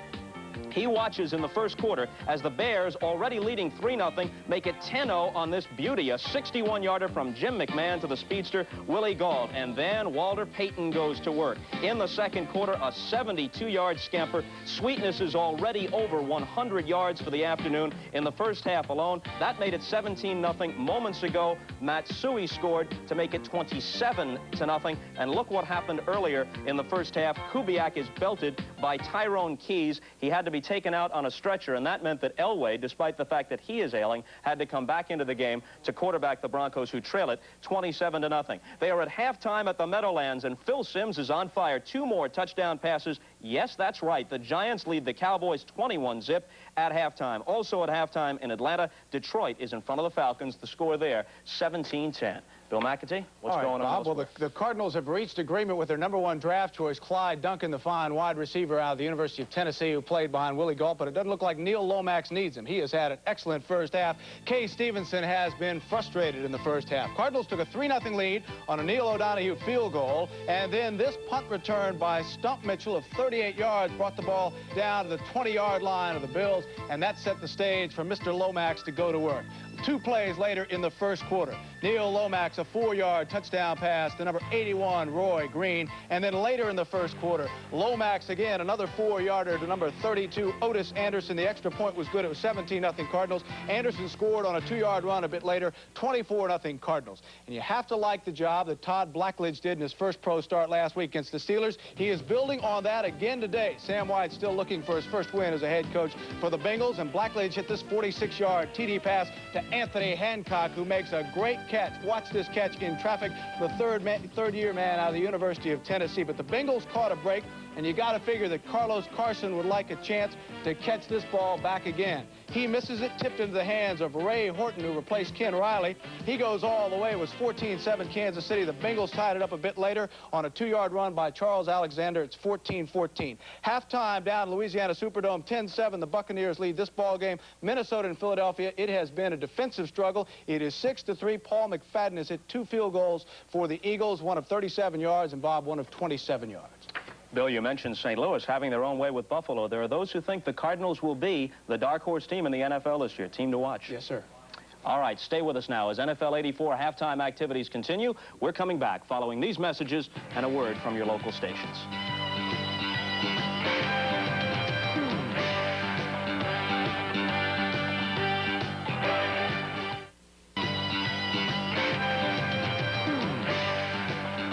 It's halftime, and we welcome you back to our NFL 84 studios in New York. Another doubleheader Sunday on NBC. That means there's more action still ahead, and here's a preview. These are the games which make up the second half of today's NBC doubleheader. In the AFC West, both San Diego and Seattle are 1-0. Air Coryell flies to the Kingdome, where the Seahawks are coming off a shutout against the Browns in their opener. So Dan Faust will face a tough defense. A week ago in Minnesota, he twice hit Wes Chandler for touchdowns. Offensively for the Seahawks, Dave Craig has receivers like Steve Largent and this man, Paul Johns, in his arsenal. And now, in place of the injured Kurt Warner, Franco Harris takes his pursuit of Jim Brown's all-time rushing record to Seattle. In Anaheim, the Rams host the Browns, and a couple of quarterbacks will be trying to get on track. Paul McDonald, the former USC star, had a dismal debut as the starting quarterback for the Browns on Monday in Seattle. His ball club was shut out. Meanwhile, on Monday night against the Cowboys, Vince Ferragamo, the Rams quarterback, suffered 4 interceptions, and the Rams dropped their opener. So both the Browns and the Rams are 0-1 coming into today's game. As are the Colts and the Oilers, who meet later today at the Astrodome. The game will feature a pair of great ball carriers, Earl Campbell of the Oilers and this man, Curtis Dickey for Indianapolis. For Houston, Warren Moon had some bright moments a week ago against the defending world champion Raiders. He threw for a couple of touchdowns before the Oilers eventually bowed 24-14. So those are the games coming up later today on NBC. Axe, the Colts and the Oilers are going to begin to wonder what it's like to play outdoors. Yes, 2 building teams, and someday one of them may hope to own all indoors. They're going at it in very different methods, that's for sure. The Colts have Camp Cush, hard driving all the time. On days when other teams take the day off, they go in for 4-mile runs after the meetings. The Oilers, on the other hand, have the Canadian touch. Coach Hugh Campbell, quarterback Warren Moon, both from Canada. It might work. On the other hand, handicapper Mike Gelfand of Minneapolis notes that they might have Canadian devaluation. 100 points in Canada may only be worth 75 in the National Football League. All right, Axe, your sources continue to come through with this inside info. Let's turn to Ahmad Rashad. The Chargers and the Seattle Seahawks later today. That's going to be a good one. You know, the Chargers have been so close for so long, but they just haven't been able to come up with any defense. I spent some time around those guys this summer, and age is becoming a factor. They've got to win now because they're not going to play that much longer. As far as Seattle's concerned, they're trying to prove that they belong at the top of that division. They've got Chuck Knox, who's the only coach who's taken 3 different teams to the playoff. They plan on going back again this year. The Chargers and the Seahawks split their 2 games last year, each time the home team winning. You mentioned the Chargers may be getting on in years, but last year, in fairness, they didn't make the playoffs largely because of the absence of Dan Faust. They were 1-5 when he couldn't play. Injuries are synonymous with football, and you've got to play and win with the people that you have there every Sunday. And maybe synonymous with age as well, to further prove your point. True. All right, Ahmad, we'll check with you later in the day. Please stay with us. NFL 84 halftime activities will continue.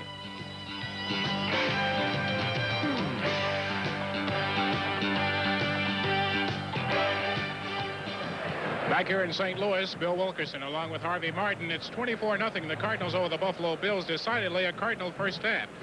The obvious question, Harvey, what will the Buffalo Bills have to do to get back in this ball game? Well, get the ball to their offense. 21 minutes in time of possession for the St. Louis Cardinals, 9 minutes for the Buffalo Bills. They can't score if they don't have the ball. And speaking of having the football, Neil Lomax has been very difficult for the Buffalo defense to contend with. He's throwing the ball well today. It's well over 100 yards already in the first half. Well, we'll see what happens here in the second half if Buffalo tries to get back to the ground game and if the Cardinals with Neil Lomax continue to put the football up. So we will see with the Cardinals up by a score of 24-0. We'll be back after these messages, and a word from your Gumbo will be live from Moscow tomorrow morning. An exclusive, unprecedented interview with the newly named chief of the Soviet military. That's tomorrow on Today. Neil Lomax, 16 of 21, 187 yards and 2 touchdowns. He has had an almost letter-perfect first half, Harvey. He has. See him warming up now and has that look in his eye of a good quarterback. You know, every good quarterback has a little cocky look in his eye. Well, the Buffalo Bills will get their hands on the football. Don Wilson has it at the 10, 15, 20, 25, 30, 35, 40-yard line. The Cardinals special teams continue to have problems on the kick returns. Green Bay burned them last week, and Don Wilson almost sets out for a 95-yard gallop this week, and he gets up limping. Don Wilson was injured on his first return. He was slammed to the ground. He hit the ball. He gets up limping as if it's his, he's still limping there, as if it's his ankle or something. But he made the team on his return ability. Well, there's Joe Ferguson's stats, only 58 yards, plus 1 interception. So we'll see if Joe can turn his situation around here. 24-0, the Cardinals lead the Buffalo Bills. 1st and 10 for Buffalo at their own 40-yard line. Bell and Booker Moore. Offset strong to the right side. Ferguson up top. He's got a target and a first down, but a flag goes down up near the Cardinals' 43-yard line. Leonard Smith made the hit on Byron Franklin. Byron Franklin, 4.49 speed as the officials there discuss illegal contact against the Buffalo Bills. Watch Franklin come off the line. You know, the Cardinals are thinking about him after last week's performance. Here he catches the ball. He goes in. He's a good receiver. Real good receiver. Second round draft choice. Use of hands. Number 70, offense, touchdown. Well, they caught Joe Devlin with his hands illegally on one of the Cardinals. No doubt with a handful of jersey. Bubba Baker was telling me yesterday in practice that he was going after Devlin today. He saw some things on the films that he didn't like, and he was going to let him know that he's a better defensive end than Devlin probably thinks he is. By the way, Devlin came to Buffalo with a pick that the Bills got in the Walt Patulski deal to the Cardinals. So a lot of Buffalo Cardinal connection out here. It's 1st and 20 now from the Buffalo 30. Ferguson. He's got Van Williams, bounces off one, but he does not get away from number 54. When E.J. Jr. hits you, you remain hit for several moments thereafter. Van Williams is down. Speaking of injuries, we told you about how many injuries Buffalo had last year. We will also show you after we try to get Van Williams up here about that skirmish we were telling you about. Now, what's Bubba Baker? And see, Bubba was telling me that Devlin pushes a lot and holds a lot. And, oh, Bubba, he hit Bubba right in the face. I like that Devlin. He's a tough guy. He's also a very good offensive tackle. He missed all of 83 with a fractured ankle. He's also one of the co-captains. You know, I remember Devlin when we played him for the Dallas Cowboys, and he and Too Tall Jones got in an argument. I think he has a way of getting those defensive ends' minds off of the game and getting them onto him. If your mind goes off the game and you get tied up with your offensive tackle and want to fight, you really can't concentrate on what you're doing, Bill. Well, he's one of the smaller tackles at 6'5", 250. We have Obed O'Reilly, 41-yard field goal. It's now Tampa Bay 13, New Orleans 7. Minnesota now trailing 9-3 on a McFadden 49-yard field goal. As we mentioned before, Devlin, probably the best blocking offensive lineman of the Buffalo Bills. 6'5", 250. Bubba Baker's about 6'6", and 280. There he is right there, Joe Devlin.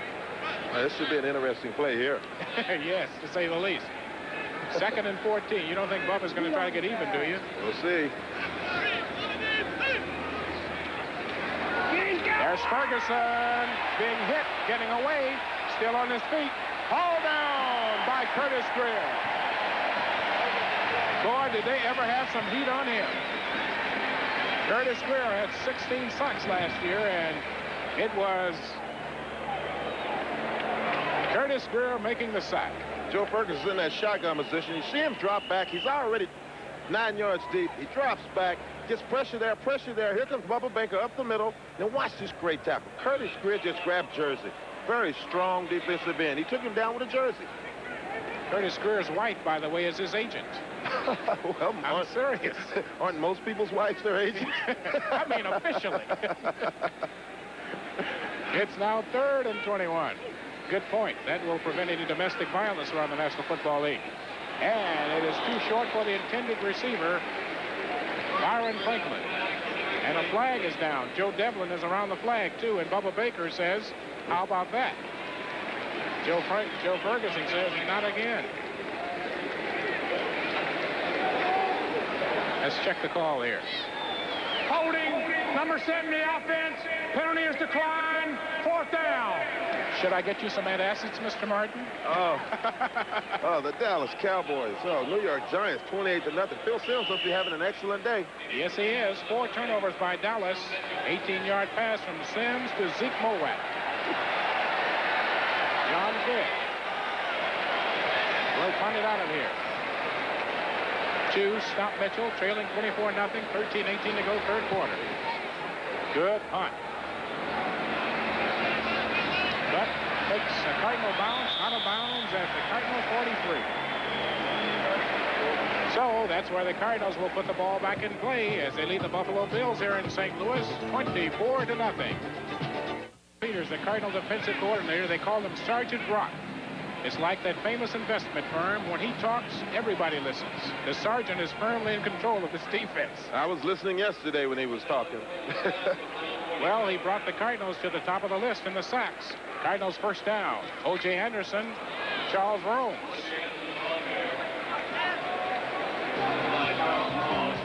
Today's game is brought to you by Chevrolet, with the performance, style, quality, and the value that make up today's Chevrolet.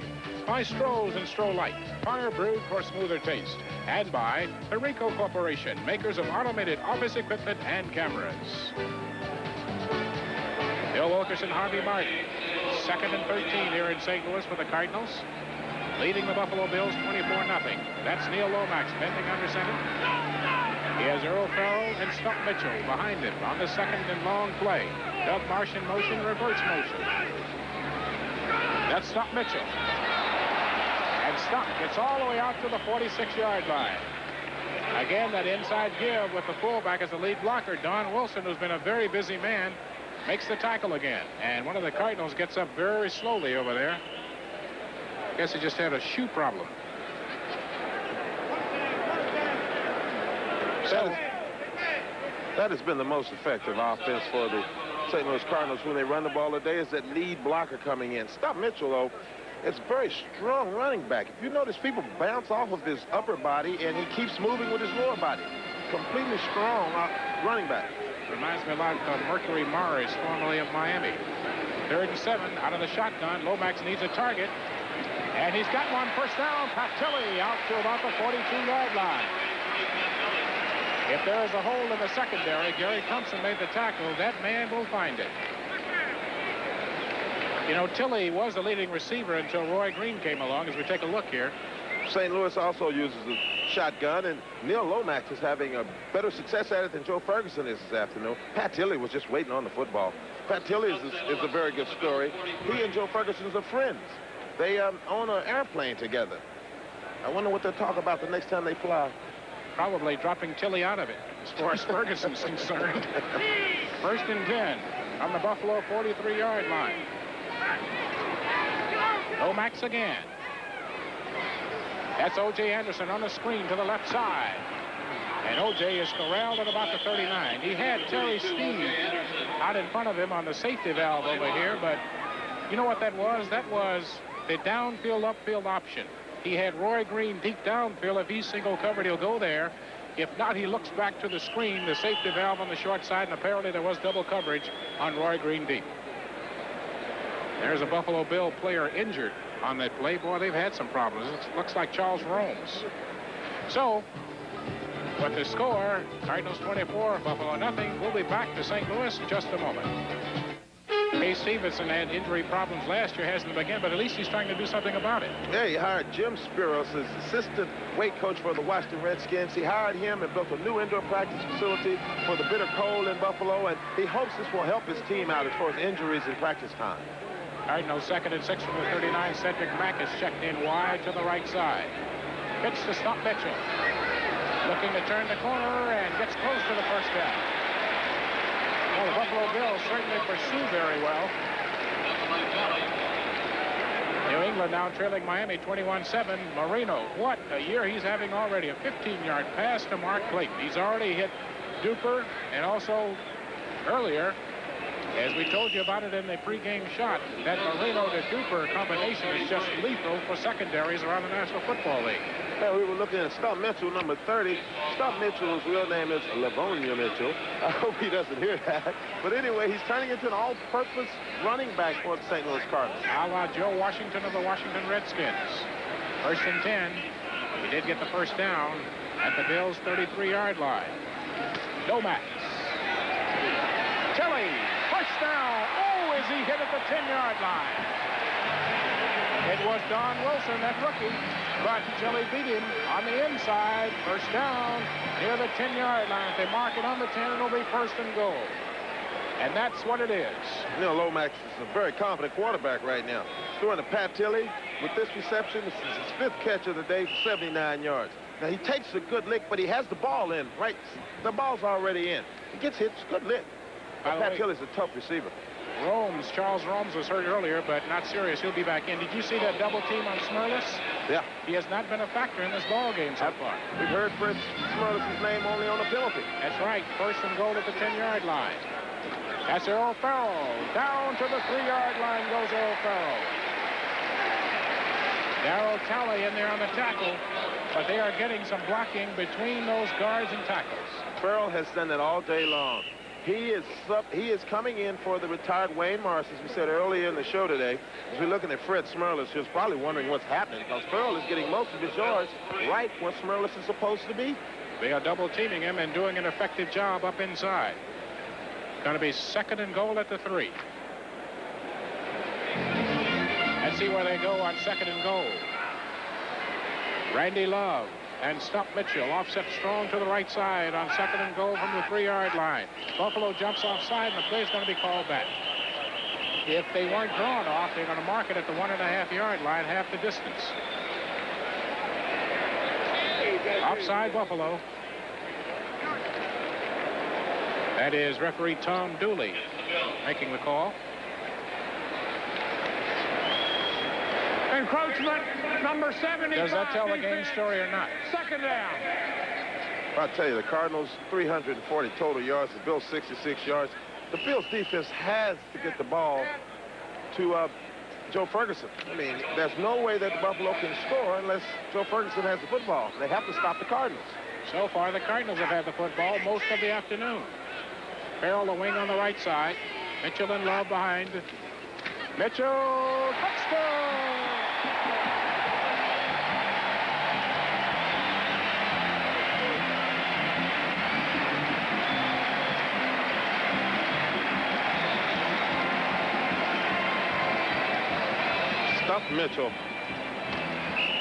Stump Mitchell goes through the right side of the Buffalo Bills defense over on the left side, goes through one-on-one. When he gets through like that, there's nobody that can tackle it, not on a day like today. Cardinal offensive line doing a great job of opening holes and protecting their quarterback. So it's 7:56 to go in the 3rd quarter, and Neil Lomax has led the Cardinals to another one. O'Donohue tries to nail it through, and he does. So that's point number 31. The Bills are trailing the Cardinals 31-0 here in St. Louis. It's 21 seconds, all it took the Cardinals to go 53 yards in 8 plays. Stump Mitchell took it in. Cardinals lead it 31-0 as Neil O'Donohue prepares to kick it off once again. It's short and returnable. This is Van Williams at the 10. Going to try the right side. Gets through a couple of Cardinals and goes down at the 20-yard line. So, but the score here, 31-0. NFL update on that Dolphins game back to New York. Bill, the Dolphins and the Patriots were tied 7-all at halftime, but quickly Miami has taken control in the 3rd quarter. First, it was Marino to Clayton for 38 yards, then following a Patriot fumble, they come right back on this pass, a 15-yarder again to Clayton, 21-7 Miami. Bill? Thanks, Bob Costas. Great job. You, Bill McAtee, Ahmad Rashad, and the X, keeping tabs on what's going on around the National Football League. Joe Ferguson has a small problem of how to get a point on the board against the tough Cardinal defense. He's got a 1st and 10 from his own 20-yard line. Here comes Curtis Greer, but he gets it away. It is Franklin taken away by Lionel Washington. 50, 45, 40, 35, 30-yard line, out of bounds at the Buffalo 28-yard line, Lionel Washington. But a flag is down. They're going to bring it back to the 37. He must have stepped out of bounds. Lionel Washington last year, second in the NFL in interceptions with 8. He's got 2 today. Joe Ferguson has plenty of time, throws the ball long. Lionel Washington shows why he's a very good all over the shoulder. He actually got it off the back of the receiver. That was Byron Franklin, who runs a 4.4940, which tells you how fast Lionel Washington can run. Well, if Joe would have gotten the ball just a little bit ahead of him, it could have been a reception, but it was underthrown because of the speed. And Washington just took it off his back. Yes, I think number 12 knows that. First and 10 for the Cardinals at their own 37-yard line. Tilley in motion. Lomax wants to put it up. Scrambling. He's going to run out of bounds. Up at his 42-yard line. And it gives Rodney Bellinger a little shove to the head there. As we look at Neil Lomax, on that last play with Kansas City 14, Cincinnati 17 in the third quarter. On the last play, I think the rule is any form of contact by the receiver and the defensive back means that the ball is dead, and that's what happened. So he had to go off his back to get the interception. Okay. The referees are on their job, aren't they? Technical, aren't they? Well, you know, when I was playing, they never were on the job. For some reason, they never called them right. Strange how your perspective has changed. Second and 4 now. On the 43-yard line for the Cardinals. That's Green in motion back to the right side. O.J. Anderson on a quick delay. He's got a first down. He might have more. O.J. down to the 40-yard line of the Buffalo Bills.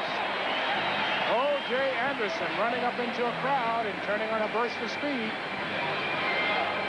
It was Rodney Bellinger and Don Wilson, the 2 rookies, making the tackle. And when you have the safety making a lot of tackles, that means something funny is going on up front. See, O.J. sort of frees everybody by going to his left and cutting back to his right. With his size, this makes him very dangerous, especially when he gets in the defensive backfield. Poor Rodney.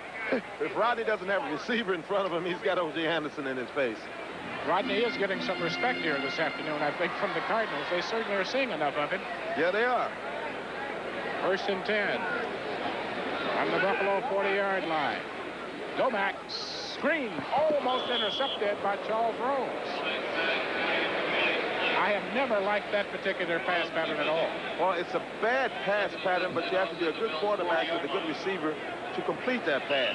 You can throw the pass like Neil threw the pass and not get it intercepted. If it was a bad pass, that was a touchdown going the opposite way for Buffalo. That's what I mean. You have no recourse. If it's ripped off, goodbye. It's gone, but your pass has to be thrown perfect. I think he knows that, too. That's Jim Hanifin. He's saying, good heavens, Neil, not now. Really? I mean, it's no time now just to let yourself go down. All right, second and 10 on the 40-yard line. It's Farrell and Anderson in the backfield. That's Farrell in motion. And I don't think they fooled anybody on that particular draw. Now we pause briefly for station identification. This is the NBC Television Network. This is WGRZ TV2 Buffalo. By the way, our best wishes to Mary Cross, who is the mother of our director, Jim Cross, here this afternoon. She's just out of the hospital in Fairport, New York. Mrs. Cross, we wish you a very speedy recovery. We understand you're doing well, and our best wishes from NBC to you. 6:03 to go, third quarter. 3rd and 11 on the Buffalo 41-yard line. Cardinals will go to the shotgun on this 3rd and long. Here comes an all-out blitz. There's drops the football. They had done exactly what they told us they would do if Buffalo ever showed the same defense they did last week against New England, but it backfired. Well, you know what St. Louis is doing?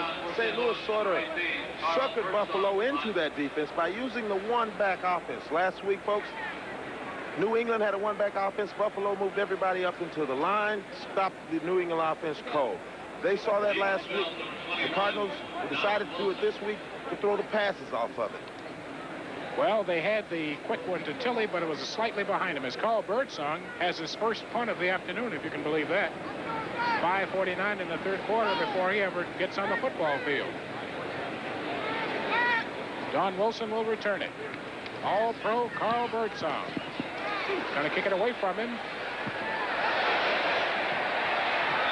Oh, did it go out of bounds or not? Yes, it did. At the Buffalo 5.5-yard line. Nico Noga apparently touched the football and touched the sideline at the same time before he knocked it into the end zone. You're watching a punt. Birdsong, excellent punter. First year is an all-rookie team. Second year led the league in punts. Third year he was in the Pro Bowl. So, from the 5-yard line is where they're trailing the Cardinals 31-0. Buffalo Bills now 95 yards away from Cardinal pay dirt. Preston Denard wide to the right side. Byron Franklin wide to the left at their own 5-yard line. In his end zone, Ferguson gets out of there and going to run it. And gets a first down out at his own 17 or 18-yard line. He'll knock it down at the 19-yard line. Update, well, the Cowboys finally on the board. Gary Hogaboom, 2-yard pass to Doug Cosby. And the score now, Giants 28 and the Dallas Cowboys 7. Hogaboom has been quite a story in his battle with Danny White. Hogaboom had an outstanding first outing against Los Angeles. Gary Hogaboom's a good quarterback. Playing on the team last year with him, I knew he could do it, but he's got to do it again today. So far, the Giants have the upper hand. A 1st and 10 on the scramble by Ferguson at his own 20-yard line. He's got some time. He's got a target. That is Tony Hunter. First down. Ball gets away, but he was already down. Nope, that is the correct call. Once the receiver touches the ground, the ball is dead, no matter what happens after that. You're right. See Bubba Baker right now. Joe Ferguson sets up the throw. Bubba, it's a good lick by Bubba Baker. Joe gets the ball away. Tony Hunter. He's down. Yeah, right he was down. He was down. You know something, Bill? That was just the 4th first down for the Buffalo Bills today. And that's how bad they need the football if they're going to score. Yeah, one thing a lot of fans don't understand is once the player touches the ground with anything except his feet or hands, the ball is dead. No matter what happens after that, it is not a fumble. Detroit out in front of Atlanta, 24-17, third quarter high-scoring contest. 1st and 10 from their own 41-yard line. Brooke Moore, the lone setback. Ferguson looking to go up top again. And he was in the arms of Curtis Greer. That's why he couldn't get the ball away. And Mark Duda was beating up on one of the Buffalo Bills offensive linemen. Yeah, I saw that. Duda looked like he was upset with I think it was the offensive tackle. Yes, the offensive tackle. It's Will Grant. No, it's number 53, the center. He was beating number 53 on the head. Yards passing. Cardinals, Neil Lomax, 226 yards. Buffalo, 76. There's Will Grant. Yeah, Grant. But that smile may be deceiving. The guy was beating him on the head with his hands. But that type of smile, I've seen that before, is I will be back. Well, folks, let's watch Will Grant. We think he's going to try to get even here fairly quickly. That was one of those smiles. 2nd and 10 now from the 41-yard line out of the shotgun. Ferguson, he's got a target. Byron Franklin at the 21-yard line of the Cardinals. No, that was Julius Dawkins. I thought it was 85. It's Dawkins, 89, in the arms of Victor Heflin. Joe Ferguson is showing what he can do if he gets time with the football. He throws a very good pass here. Very good pass. Good. Pretty play, real pretty pass. Julius Dawkins does not have the speed of either Byron Franklin or of Mitchell Brookins, but he got behind Victor Heflin on that one. Yeah, he did. This is a nice play. Gives them a 1st and 10 now at the Cardinal 22 with 3:16 to go. Tampa Bay in front of New Orleans, 13-10. Anderson, 23-yard field goal. Buffalo as close as they've been to the Cardinal goal line this afternoon. Brooke Moore in motion. On the roll. Gets away from one Cardinal. Around the corner, beyond the line of scrimmage, I believe. Touchdown! In the end zone, that is Preston Denard. But was he beyond the line of scrimmage? Apparently not, because they are lining up in the end zone for the extra point. Preston Denard came in the trade from the Los Angeles Rams. Joe Ferguson. Joe Ferguson decides to roll out and try to get away from that pressure from the St. Louis Cardinals defense. Right on the numbers. Touchdown, Preston Denard, coming out of St. Louis. And the Los Angeles Rams in a trade with Buffalo. Denard, by the way, was all set to be shipped to Dallas for Butch Johnson, but Preston asked for too much money from Dallas, and he wound up in Buffalo. Well, at least he's playing. He's doing what he wants to do best. Joe Danilo. He's got point number 7. And the Buffalo Bills are finally on the board at 2:52. 31-7, the Cardinals lead Buffalo. Ferguson directed a 5-play, 95-yard drive for the first score, and more football coming up on NBC's doubleheader. San Diego, Seattle. Others of you will see the Browns and the Rams, and in other viewing areas, the Colts and the Houston Oilers. So Joe Danilo now will kick it off to either Willard Harrell, Stump Mitchell, or Randy Love. Mitchell, that's Harrell, rather, 30 out to about the 31-yard line.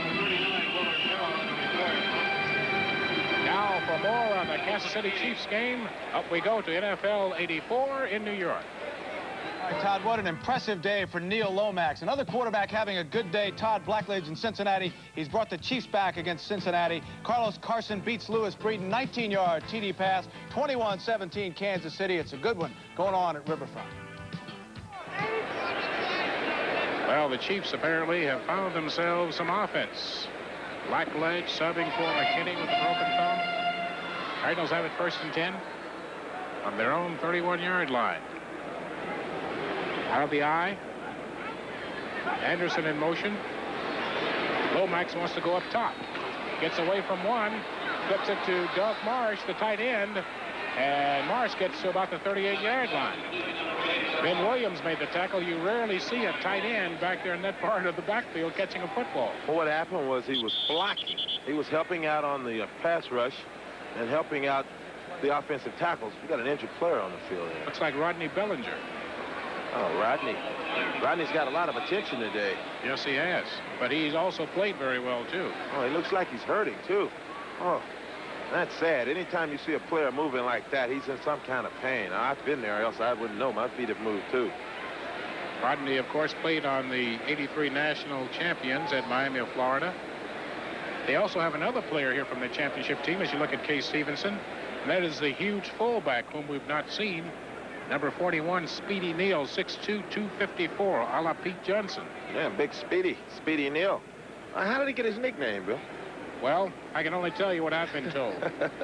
They say that Robert Neal, which is his real name, his mother was in labor only a short time, so they thus named him Speedy.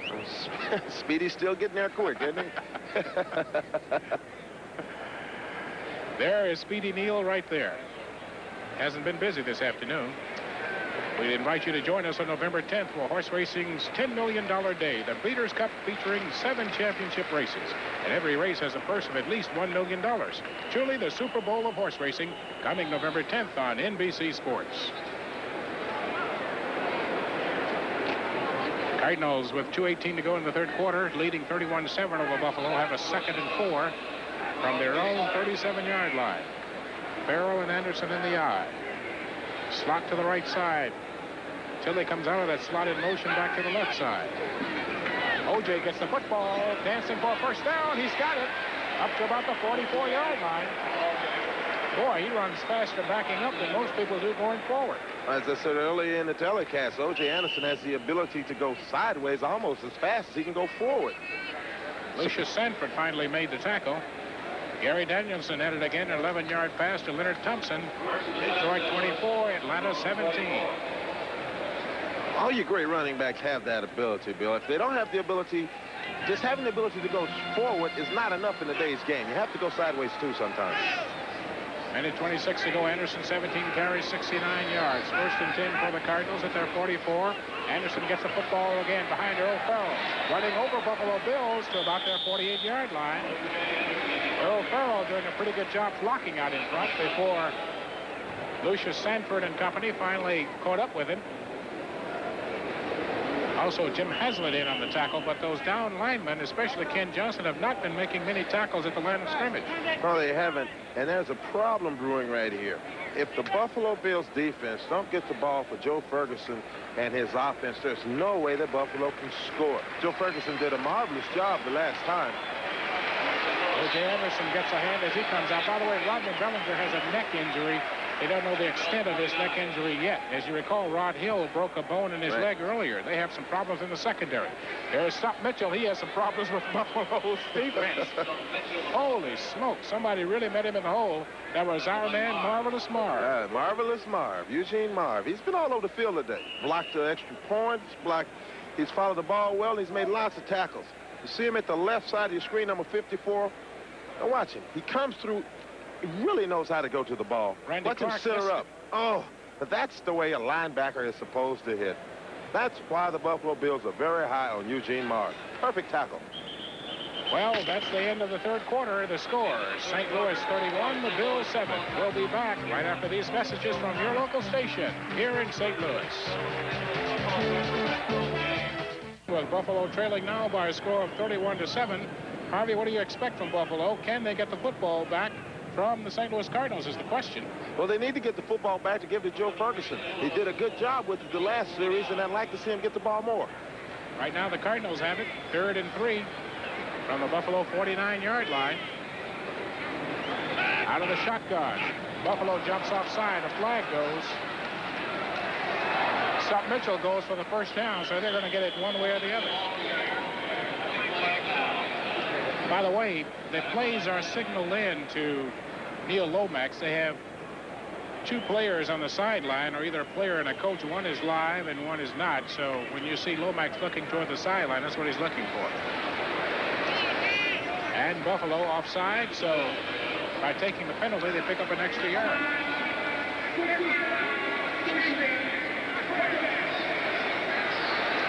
So with 14:56 to go in the ball game, Cardinals up 31-7, and they have a first down at the Buffalo 44.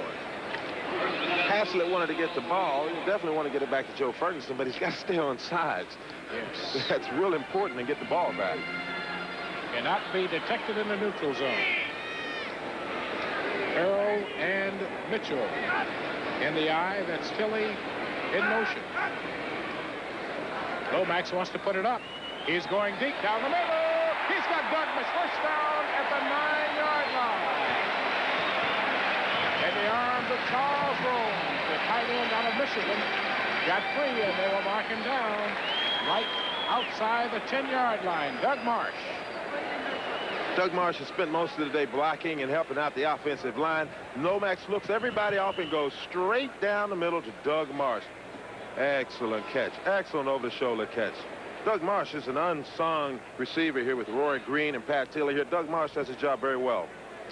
Bartkowski, 29-yard pass to Bailey. And you saw that score. Kansas City now 24-17. Nick Lowry, 52-yard field goal. Call it 1st and 10 outside the 10. They give it to O.J. Anderson, and he gets down to about the 9-yard line. Harvey, can they make a first down without going in? Is that where that stick is? It's a matter of inches, but it looks like they can make a first down without actually scoring. So it's not actually 2nd and goal, but 2nd and 9. We believe the stick, the far one, is right outside the goal line. It looks like that. Let's call it 2nd and 9. I'd look for St. Louis to run a fullback. Well, they're coming up in the one offense with the fullback behind. O.J. Anderson playing the fullback, so we'll see. Let's see if Buffalo comes with everybody right here. O.J. Anderson has the football. O.J. Anderson down to about the 4-yard line. Doug Marsh has had 3 receptions for 73 this afternoon. Steve Freeman made the tackle.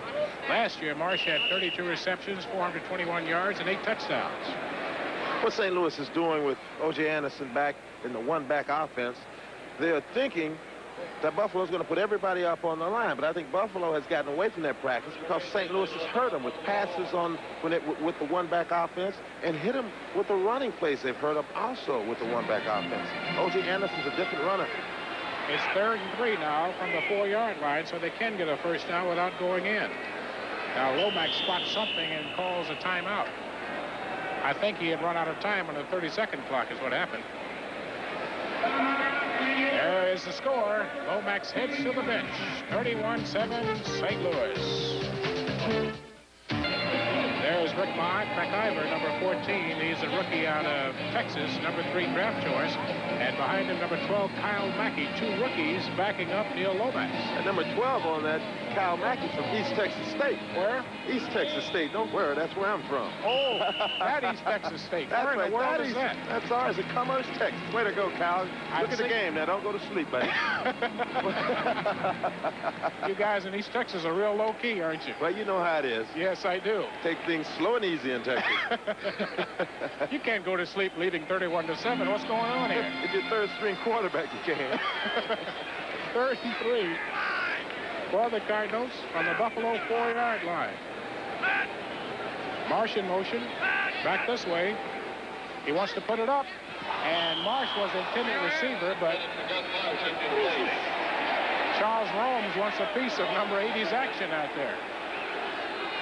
That was a good hit by Romes, and then he wanted to add an exclamation point to the hit. No, but now, if it had been a group of timid officials, a flag could have been thrown on that. You know, it's just something that, even though he was excited he made a good hit, he could have cost Buffalo he could have cost Buffalo a first down right close, and there would St. Louis would have had maybe 2 or 3 inches to go for a touchdown. That's a good point. Now Neil O'Donoghue will attempt a 21-yard field goal, trying to put the Cardinals up 34-7. And he nails it through. So with O'Donoghue's 21-yard field goal, the Cardinals up 34-7 here in St. Louis. You know people like me. 2 of the Cardinal wide receivers. I tell you, that was a good part about coming to play in St. Louis with the big red line. I've watched them a while. You were supposed to be playing football. There's Don Wilson, a yard deep coming out. 5, 10, 15, and down he goes. Ball comes free, but it's going to be blown dead at the 15-yard line. That will not count. That was Thomas Howard taking the football away, but again, when the player went down with the ball in his possession, the ball is dead. Yeah, the ball is dead. Thomas Howard, the newly acquired linebacker from Kansas City. All right, we're watching the return here. Wilson's running with the ball. He's up to the 15-yard line. That's a good hit right there. Good shoestring tackle. That's John Good. He was down. He was down. Yes, he was. He was down. The ball got knocked out when he was rolling over. It doesn't matter what happens to the ball after the player is down with it. It can roll from here to Egypt. It's still coming back. Right. I feel right now Joe Ferguson is going to rain footballs right now, try to get Buffalo back on the scoreboard. Let's see if he'll have time to do that. Or will they rain on his parade? 1st and 10 at the 16-yard line. Booker Moore and Greg Bell. Cardinals threatening a blitz with E.J. Jr. He doesn't come. Ferguson drops back. They've got him. Bubba Baker. David Galloway also in there. Today's game is brought to you by Mazda, who invites you to experience the Mazda 626. By Radio Shack, the computer experts. And by Uniroyal. You may never need a tire this good. Joe Ferguson is the man injured on that last hit by Bubba Baker. Boy, was he ever hit by Baker. I don't think he ever saw it. What happened on that play, as most defensive linemen know, when you're coming in the quarterback and the quarterback does not really see you, Joe's backing up now. Everybody knew that Joe Ferguson was going to have to throw the ball. He sets up, as you see, due to fighting in. There goes G-Way over the top. Galloway. Here comes Bubba Baker. Now watch this. Bubba's going to crush him to the ground just off momentum. Oh. His head hits the ground first. Oh, his and his left arm is up under that. His face mask hit his hand, it looked like. Now, Bubba Baker weighs 280 pounds. That's right. Just remember that. Now, see, watch this. Galloway forced it. Here comes, his left hand looked like it hit his face mask, and it's not his passing hand. They're working on him now. He's the guy that Buffalo really can't afford to lose at all. He's the leader. He's the main person. So, as they attend to Joe Ferguson, we'll take a timeout here and be back in St. Louis with the score Cardinals 34, Bills 7.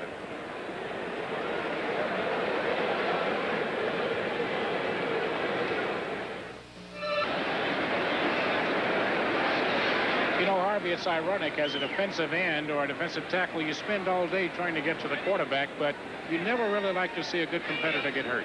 Well, that's the one thing a lot of people at home don't understand, is that they think that defensive linemen are basic killers. As you see right here in this picture, Joe Ferguson's going back. He's getting a hand as he's coming off the field. He misses Galloway. He makes a gallant try after him. Bubba Baker comes in again. The ball is up under. Oh, he's crunched. He is just really crunched. But there's something with the left side of his face, maybe his nose. I don't really know. Yeah, it looks like a cut. Perhaps his face mask was forced up to his face when he was crashed into the astroturf out there. So now the Bills will have to go with some relative inexperience at quarterback because neither backup has had an awful lot of time. And yet, you know, defensive linemen don't really like to do that. People think that we really enjoyed that, but that's the bad part of the game. Matt Kofler, number 2 draft choice in '82 out of San Diego State, is the quarterback. Kofler cannot find a target. Good rollout quarterback. He gets the first down, and oh, is he hit by Leonard Smith? Leonard Smith is the headhunter in that Cardinal secondary, and when he sees a target, he goes after it. This is the price you pay when you're a quarterback and you're running in the secondary. Watch this hit. Oh, that's a good lick. It looked like he came across his head at first, but he came right across his shoulder pads. The referees would have called it. 16-yard gain. By the way, Leonard Smith, who was drafted as a cornerback, didn't pan out there. He was under heavy pressure here in St. Louis because Cardinal fans were saying, where is the number 1? But he came back this year. As you look at Joe Ferguson, you can see on his jersey that he has been cut, applying an ice pack now to the face. There's a lot of blood on his jersey. He's going in. 1st and 10 now for Kofler and the Buffalo Bills. Ferguson gets a hand. Flags go down. Tony Hunter can't catch it with one hand. We'll see where the flags will be thrown as you see Joe Ferguson now being taken into the locker room. They have x-ray facilities at the stadium here, and also there are hospitals very close by. So we'll try to get a word to you on Joe Ferguson as quickly as possible. Nobody likes to see that, especially when the guy you're competing against has to go off on a cart. That means it's a real important injury. It's a severe injury. And for Joe Ferguson, I hope it's not that bad. He's the leader of the Buffalo Bills. The whole team depends on Joe Ferguson to do it for him. Buffalo also suffered a couple of other injuries earlier today, too. So it was a young ball club going in, suffered more injuries last year than any team in the National. 73 offense, first down. That was John Borchardt, who was guilty of the infraction. Joe Ferguson obviously is in great pain. He never took the towel from his face. He's never once dropped the towel, Bill. So with 10:47 to go to the ball game, as you look at Matt Kofler, 1st and 20 for the Buffalo Bills from their own 18-yard line. Franklin on the route, through the hands of Booker Moore. Word from the benches that they are concerned about a possible broken nose for Joe Ferguson. Well, if it's a broken nose, it is a severe broken nose because there was blood all over his uniform. Yeah, then the other thing is the swelling tomorrow, which is a very painful situation. Let's look again and see if we can figure out exactly what happened. All right, Bubba's. Oh, I feel his face mask, his whole helmet crunked. I think his face mask hit him right in the nose and probably broke his nose. I think you're right. 2nd and 20 now for Kofler and the Buffalo Bills. Well, something happened to Byron Franklin because he pulled up short at the 40 and the ball sailed down to the 45 of the Cardinals. Well, part of the problem with a new quarterback is lack of timing. And Kofler certainly hasn't had much time to work out because most of the work week is devoted to the number 1 quarterback. Well, especially this week when the Buffalo Bills made such a gallant try last week to come back to beat the New England Patriots. You know, Kofor hasn't had much time to work. Here today, he's thrown into a game with the league-leading sack team coming after him almost every play. And up 34-7 on top of that. How would you like to be a quarterback coming in under that great defensive line rush after your other quarterback's gone out of the game from being sacked? Well, you know how a fox feels at a hunt. 3rd and 20 now. 2 receivers to this side. Byron Franklin. Great catch, but I think he was out of bounds. He was.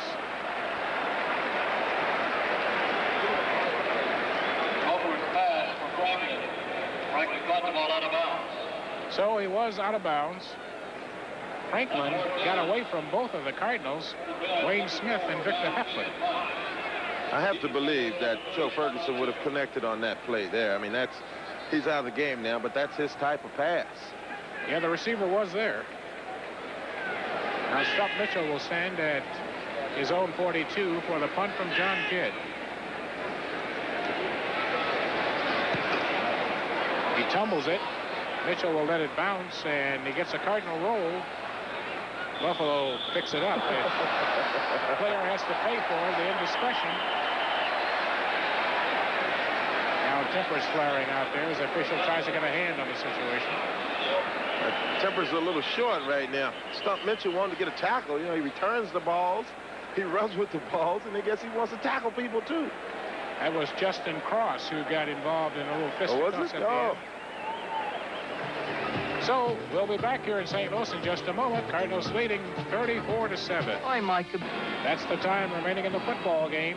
A new quarterback, number 14, the rookie out of Texas, Rick McIver, 6'4", 210, 3rd-round draft choice. He has quite a very strong arm. He can throw the ball almost the length of the field. 1st and 10 from midfield. It is Stump Mitchell. A flag goes down on the far side as they try to get him around the left corner. So on the pitch to Stump Mitchell, not much happening there. Looked like Doug Marsh, the tight end, was a little eager to get his block on that play. He left the line before everybody else did. As we look at McIver, rookie out of Texas. Lomax left the game, completing 21 of 29 for 265 yards and 2 touchdowns today. Not a bad afternoon. Minnesota now trailing the Eagles 12-10 in the 4th quarter. Well, the Cardinals have 2 rookie backup quarterbacks, and they're both from the state of Texas. Will razzle-dazzle play involved as Alfred Anderson threw a pass to Kramer in that ball game that we talked about just a few minutes ago, 21 yards. We have McIver from Texas and Mackey from East Texas State. All right, you got the name right. Well, they have enough football players in Texas to supply a whole bunch of teams. Being from Texas, I know you're right. It's 1st and 15 from the Cardinals' 45-yard line. That's Roy Green in motion. McIver gives it to Randy Love, trying to get around the left corner.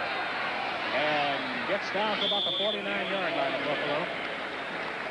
They say that the injury to Joe Ferguson is a possible broken nose and then not expected to return. By the way, we have 35,785 in the house, 38,512 were sold, 27,27 unused. Terry Thompson on that last tackle with 9:47 and counting. I wonder what McIver's thinking now. He probably didn't feel he was going to play today.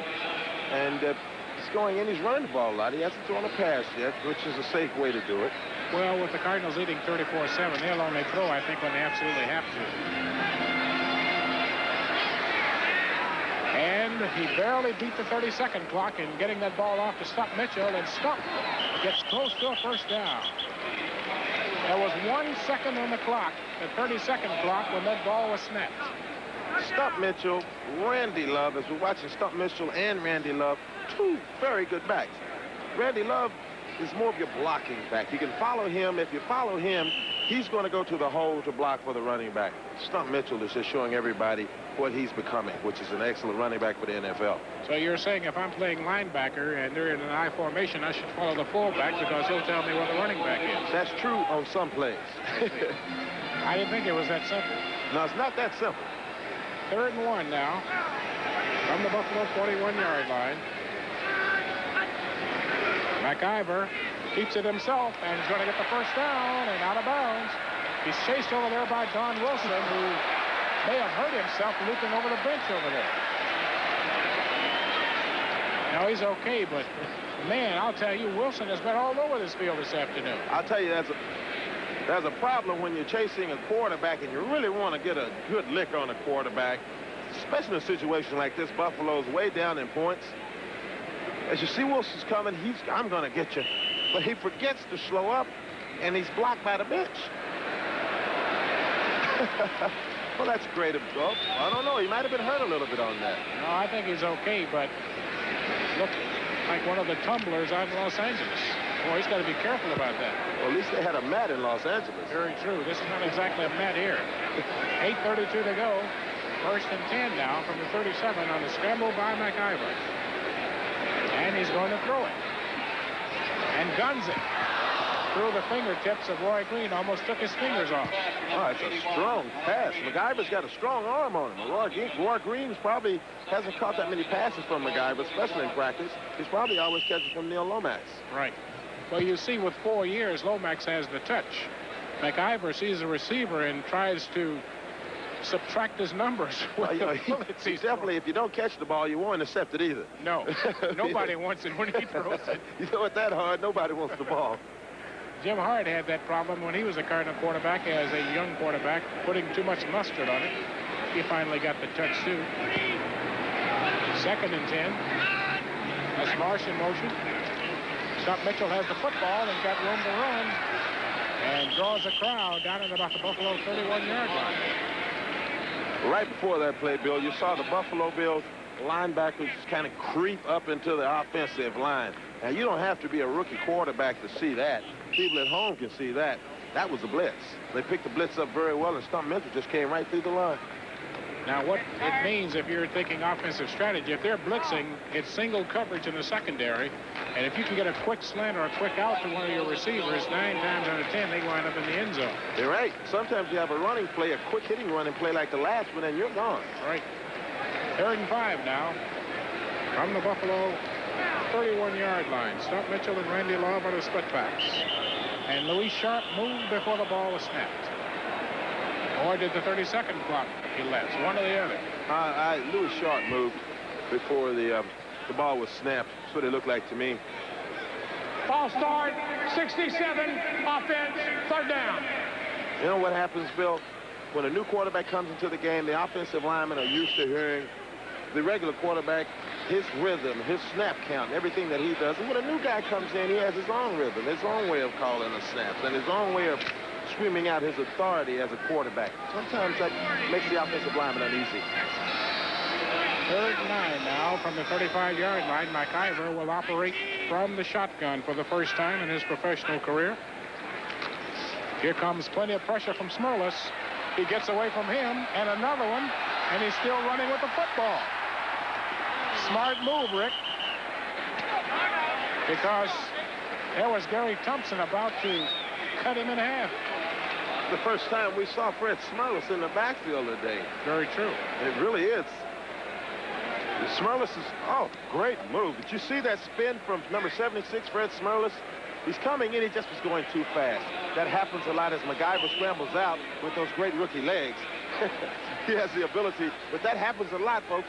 When you're a defensive lineman and you try to go kill the quarterback, you miss him. That was one thing we used to say in Dallas as we were looking at McIver get some instructions from his head coach. A 47-yard attempt by Neil O'Donoghue. Out of the hold of Benny Parrott. Blocked. It is blocked by Charles Holmes. The Cardinals recover it, but that's the second blocked field goal by Neil O'Donoghue today. I think Dave Aarons fell on the football, but Charles Holmes came right through and got a hand on the football. You know, O'Donoghue's having a problem with his extra points and field goals. The people in St. Louis and around the league know that he's having problems with causing St. Louis to miss a lot of games. This is not his fault. It's, as you see, it is not his fault. He gets blocked from somebody up front. Dave Aarons missed his man. Yes, he did. Yes, he did. That's what he did. He missed his man from the far outside. It wasn't his fault, but being the kicker and being as inconsistent as he's been, he's going to get the boos here. Very true. First and 10 now as Buffalo takes over from their own 39-yard line. Kofler again, the quarterback, out of the shotgun. He's got a receiver down the right side. It is tipped away on an excellent defensive play by Lionel Washington, intended for the speedster Mitchell Brookins. Lionel Washington is turning into a very good defensive back. Anytime you lead the league, well, you're second in the league in interceptions, and you come back and get 2 in the second game of the regular season, you're developing. You're turning into a good pro. Kansas City out in front of Cincinnati, 24-19, a safety. So Cincinnati got caught in the end zone, and Casey out in front, 24-19. The deceptive thing about Lionel Washington, the quarterback will throw, think his receiver is open, but he forgets about Lionel's closing speed. That's right. 7:13 to go in the ball game. 2nd and 10 from the 39-yard line. Kofler again. He's got company, gets hit, gets the ball away, but not enough for a first down. As the receiver Franklin is slammed out by Lionel Washington. I think David Galloway got Kofler at the end of that play. There is Byron Franklin. It's a good move Franklin put on the receiver, on the defensive back to get open. But then Washington just comes over and does a little muscle on him and throws him right out on the sideline. You scared me there for a while. What's that? No. I like hits like that. Yes, I know you do. But I thought your description was going to be a bit too descriptive. No. 3rd and 6 from the 43-yard line. Let's see what Kofler does here. I thought he had a screen, but Galloway was trailing a screen man. Now he throws it downfield. That was not going to be a legal catch because the receiver went out of bounds. Even if he had caught it, there would have been no catch because the receiver had been forced out of bounds. You can't go out of bounds and come back in and get the ball. Once you're out of bounds, it's over. Let's see what happens here. Okay. Franklin's watching. The quarterback's waving him on down. He's out. See him step out right back there? That means he's a dead receiver right there. You saw the official's hat come off to mark the spot he stepped out. And in professional football, once you step out, you cannot come back in and catch the football unless an eligible receiver touches it before you do. That's right. John Kidd now will punt it again to stop Mitchell, but 6:55 to go. Almost blocked, but he gets it away. Mitchell's going to run with this one. That is 22. Ducking and dodging out to about his 33-yard line. Well, the races for the pennant are far from over, as you know, and NBC Sports will take you right down to the wire. Join us next Saturday when the American tradition continues with Major League Baseball's Game of the Week on NBC Sports. Baseball's schedule features the Cubs and the Mets, the White Sox and the Angels, plus Detroit and Toronto. We'll be watching the pennant standings to determine the most crucial games to bring to you next week. And in the pregame, Jody Davis of the Cubs will take on Mike Schmidt of the Phillies in the Gatorade Super Slam Home Run Contest. Next Saturday, beginning at 3 p.m. Eastern on NBC Sports, the home of the 1984 World Series. 1st and 10 for the Cardinals from their own 33-yard line. McIver gives to stop Mitchell. Room to run. First down. And more. Up near the 48-yard line goes stop Mitchell. Charles Romes makes the tackle. Cardinals have a pretty good 1-2 combination. There's Joe Ferguson, who was hit earlier on a sack by Bubba Baker, a suspected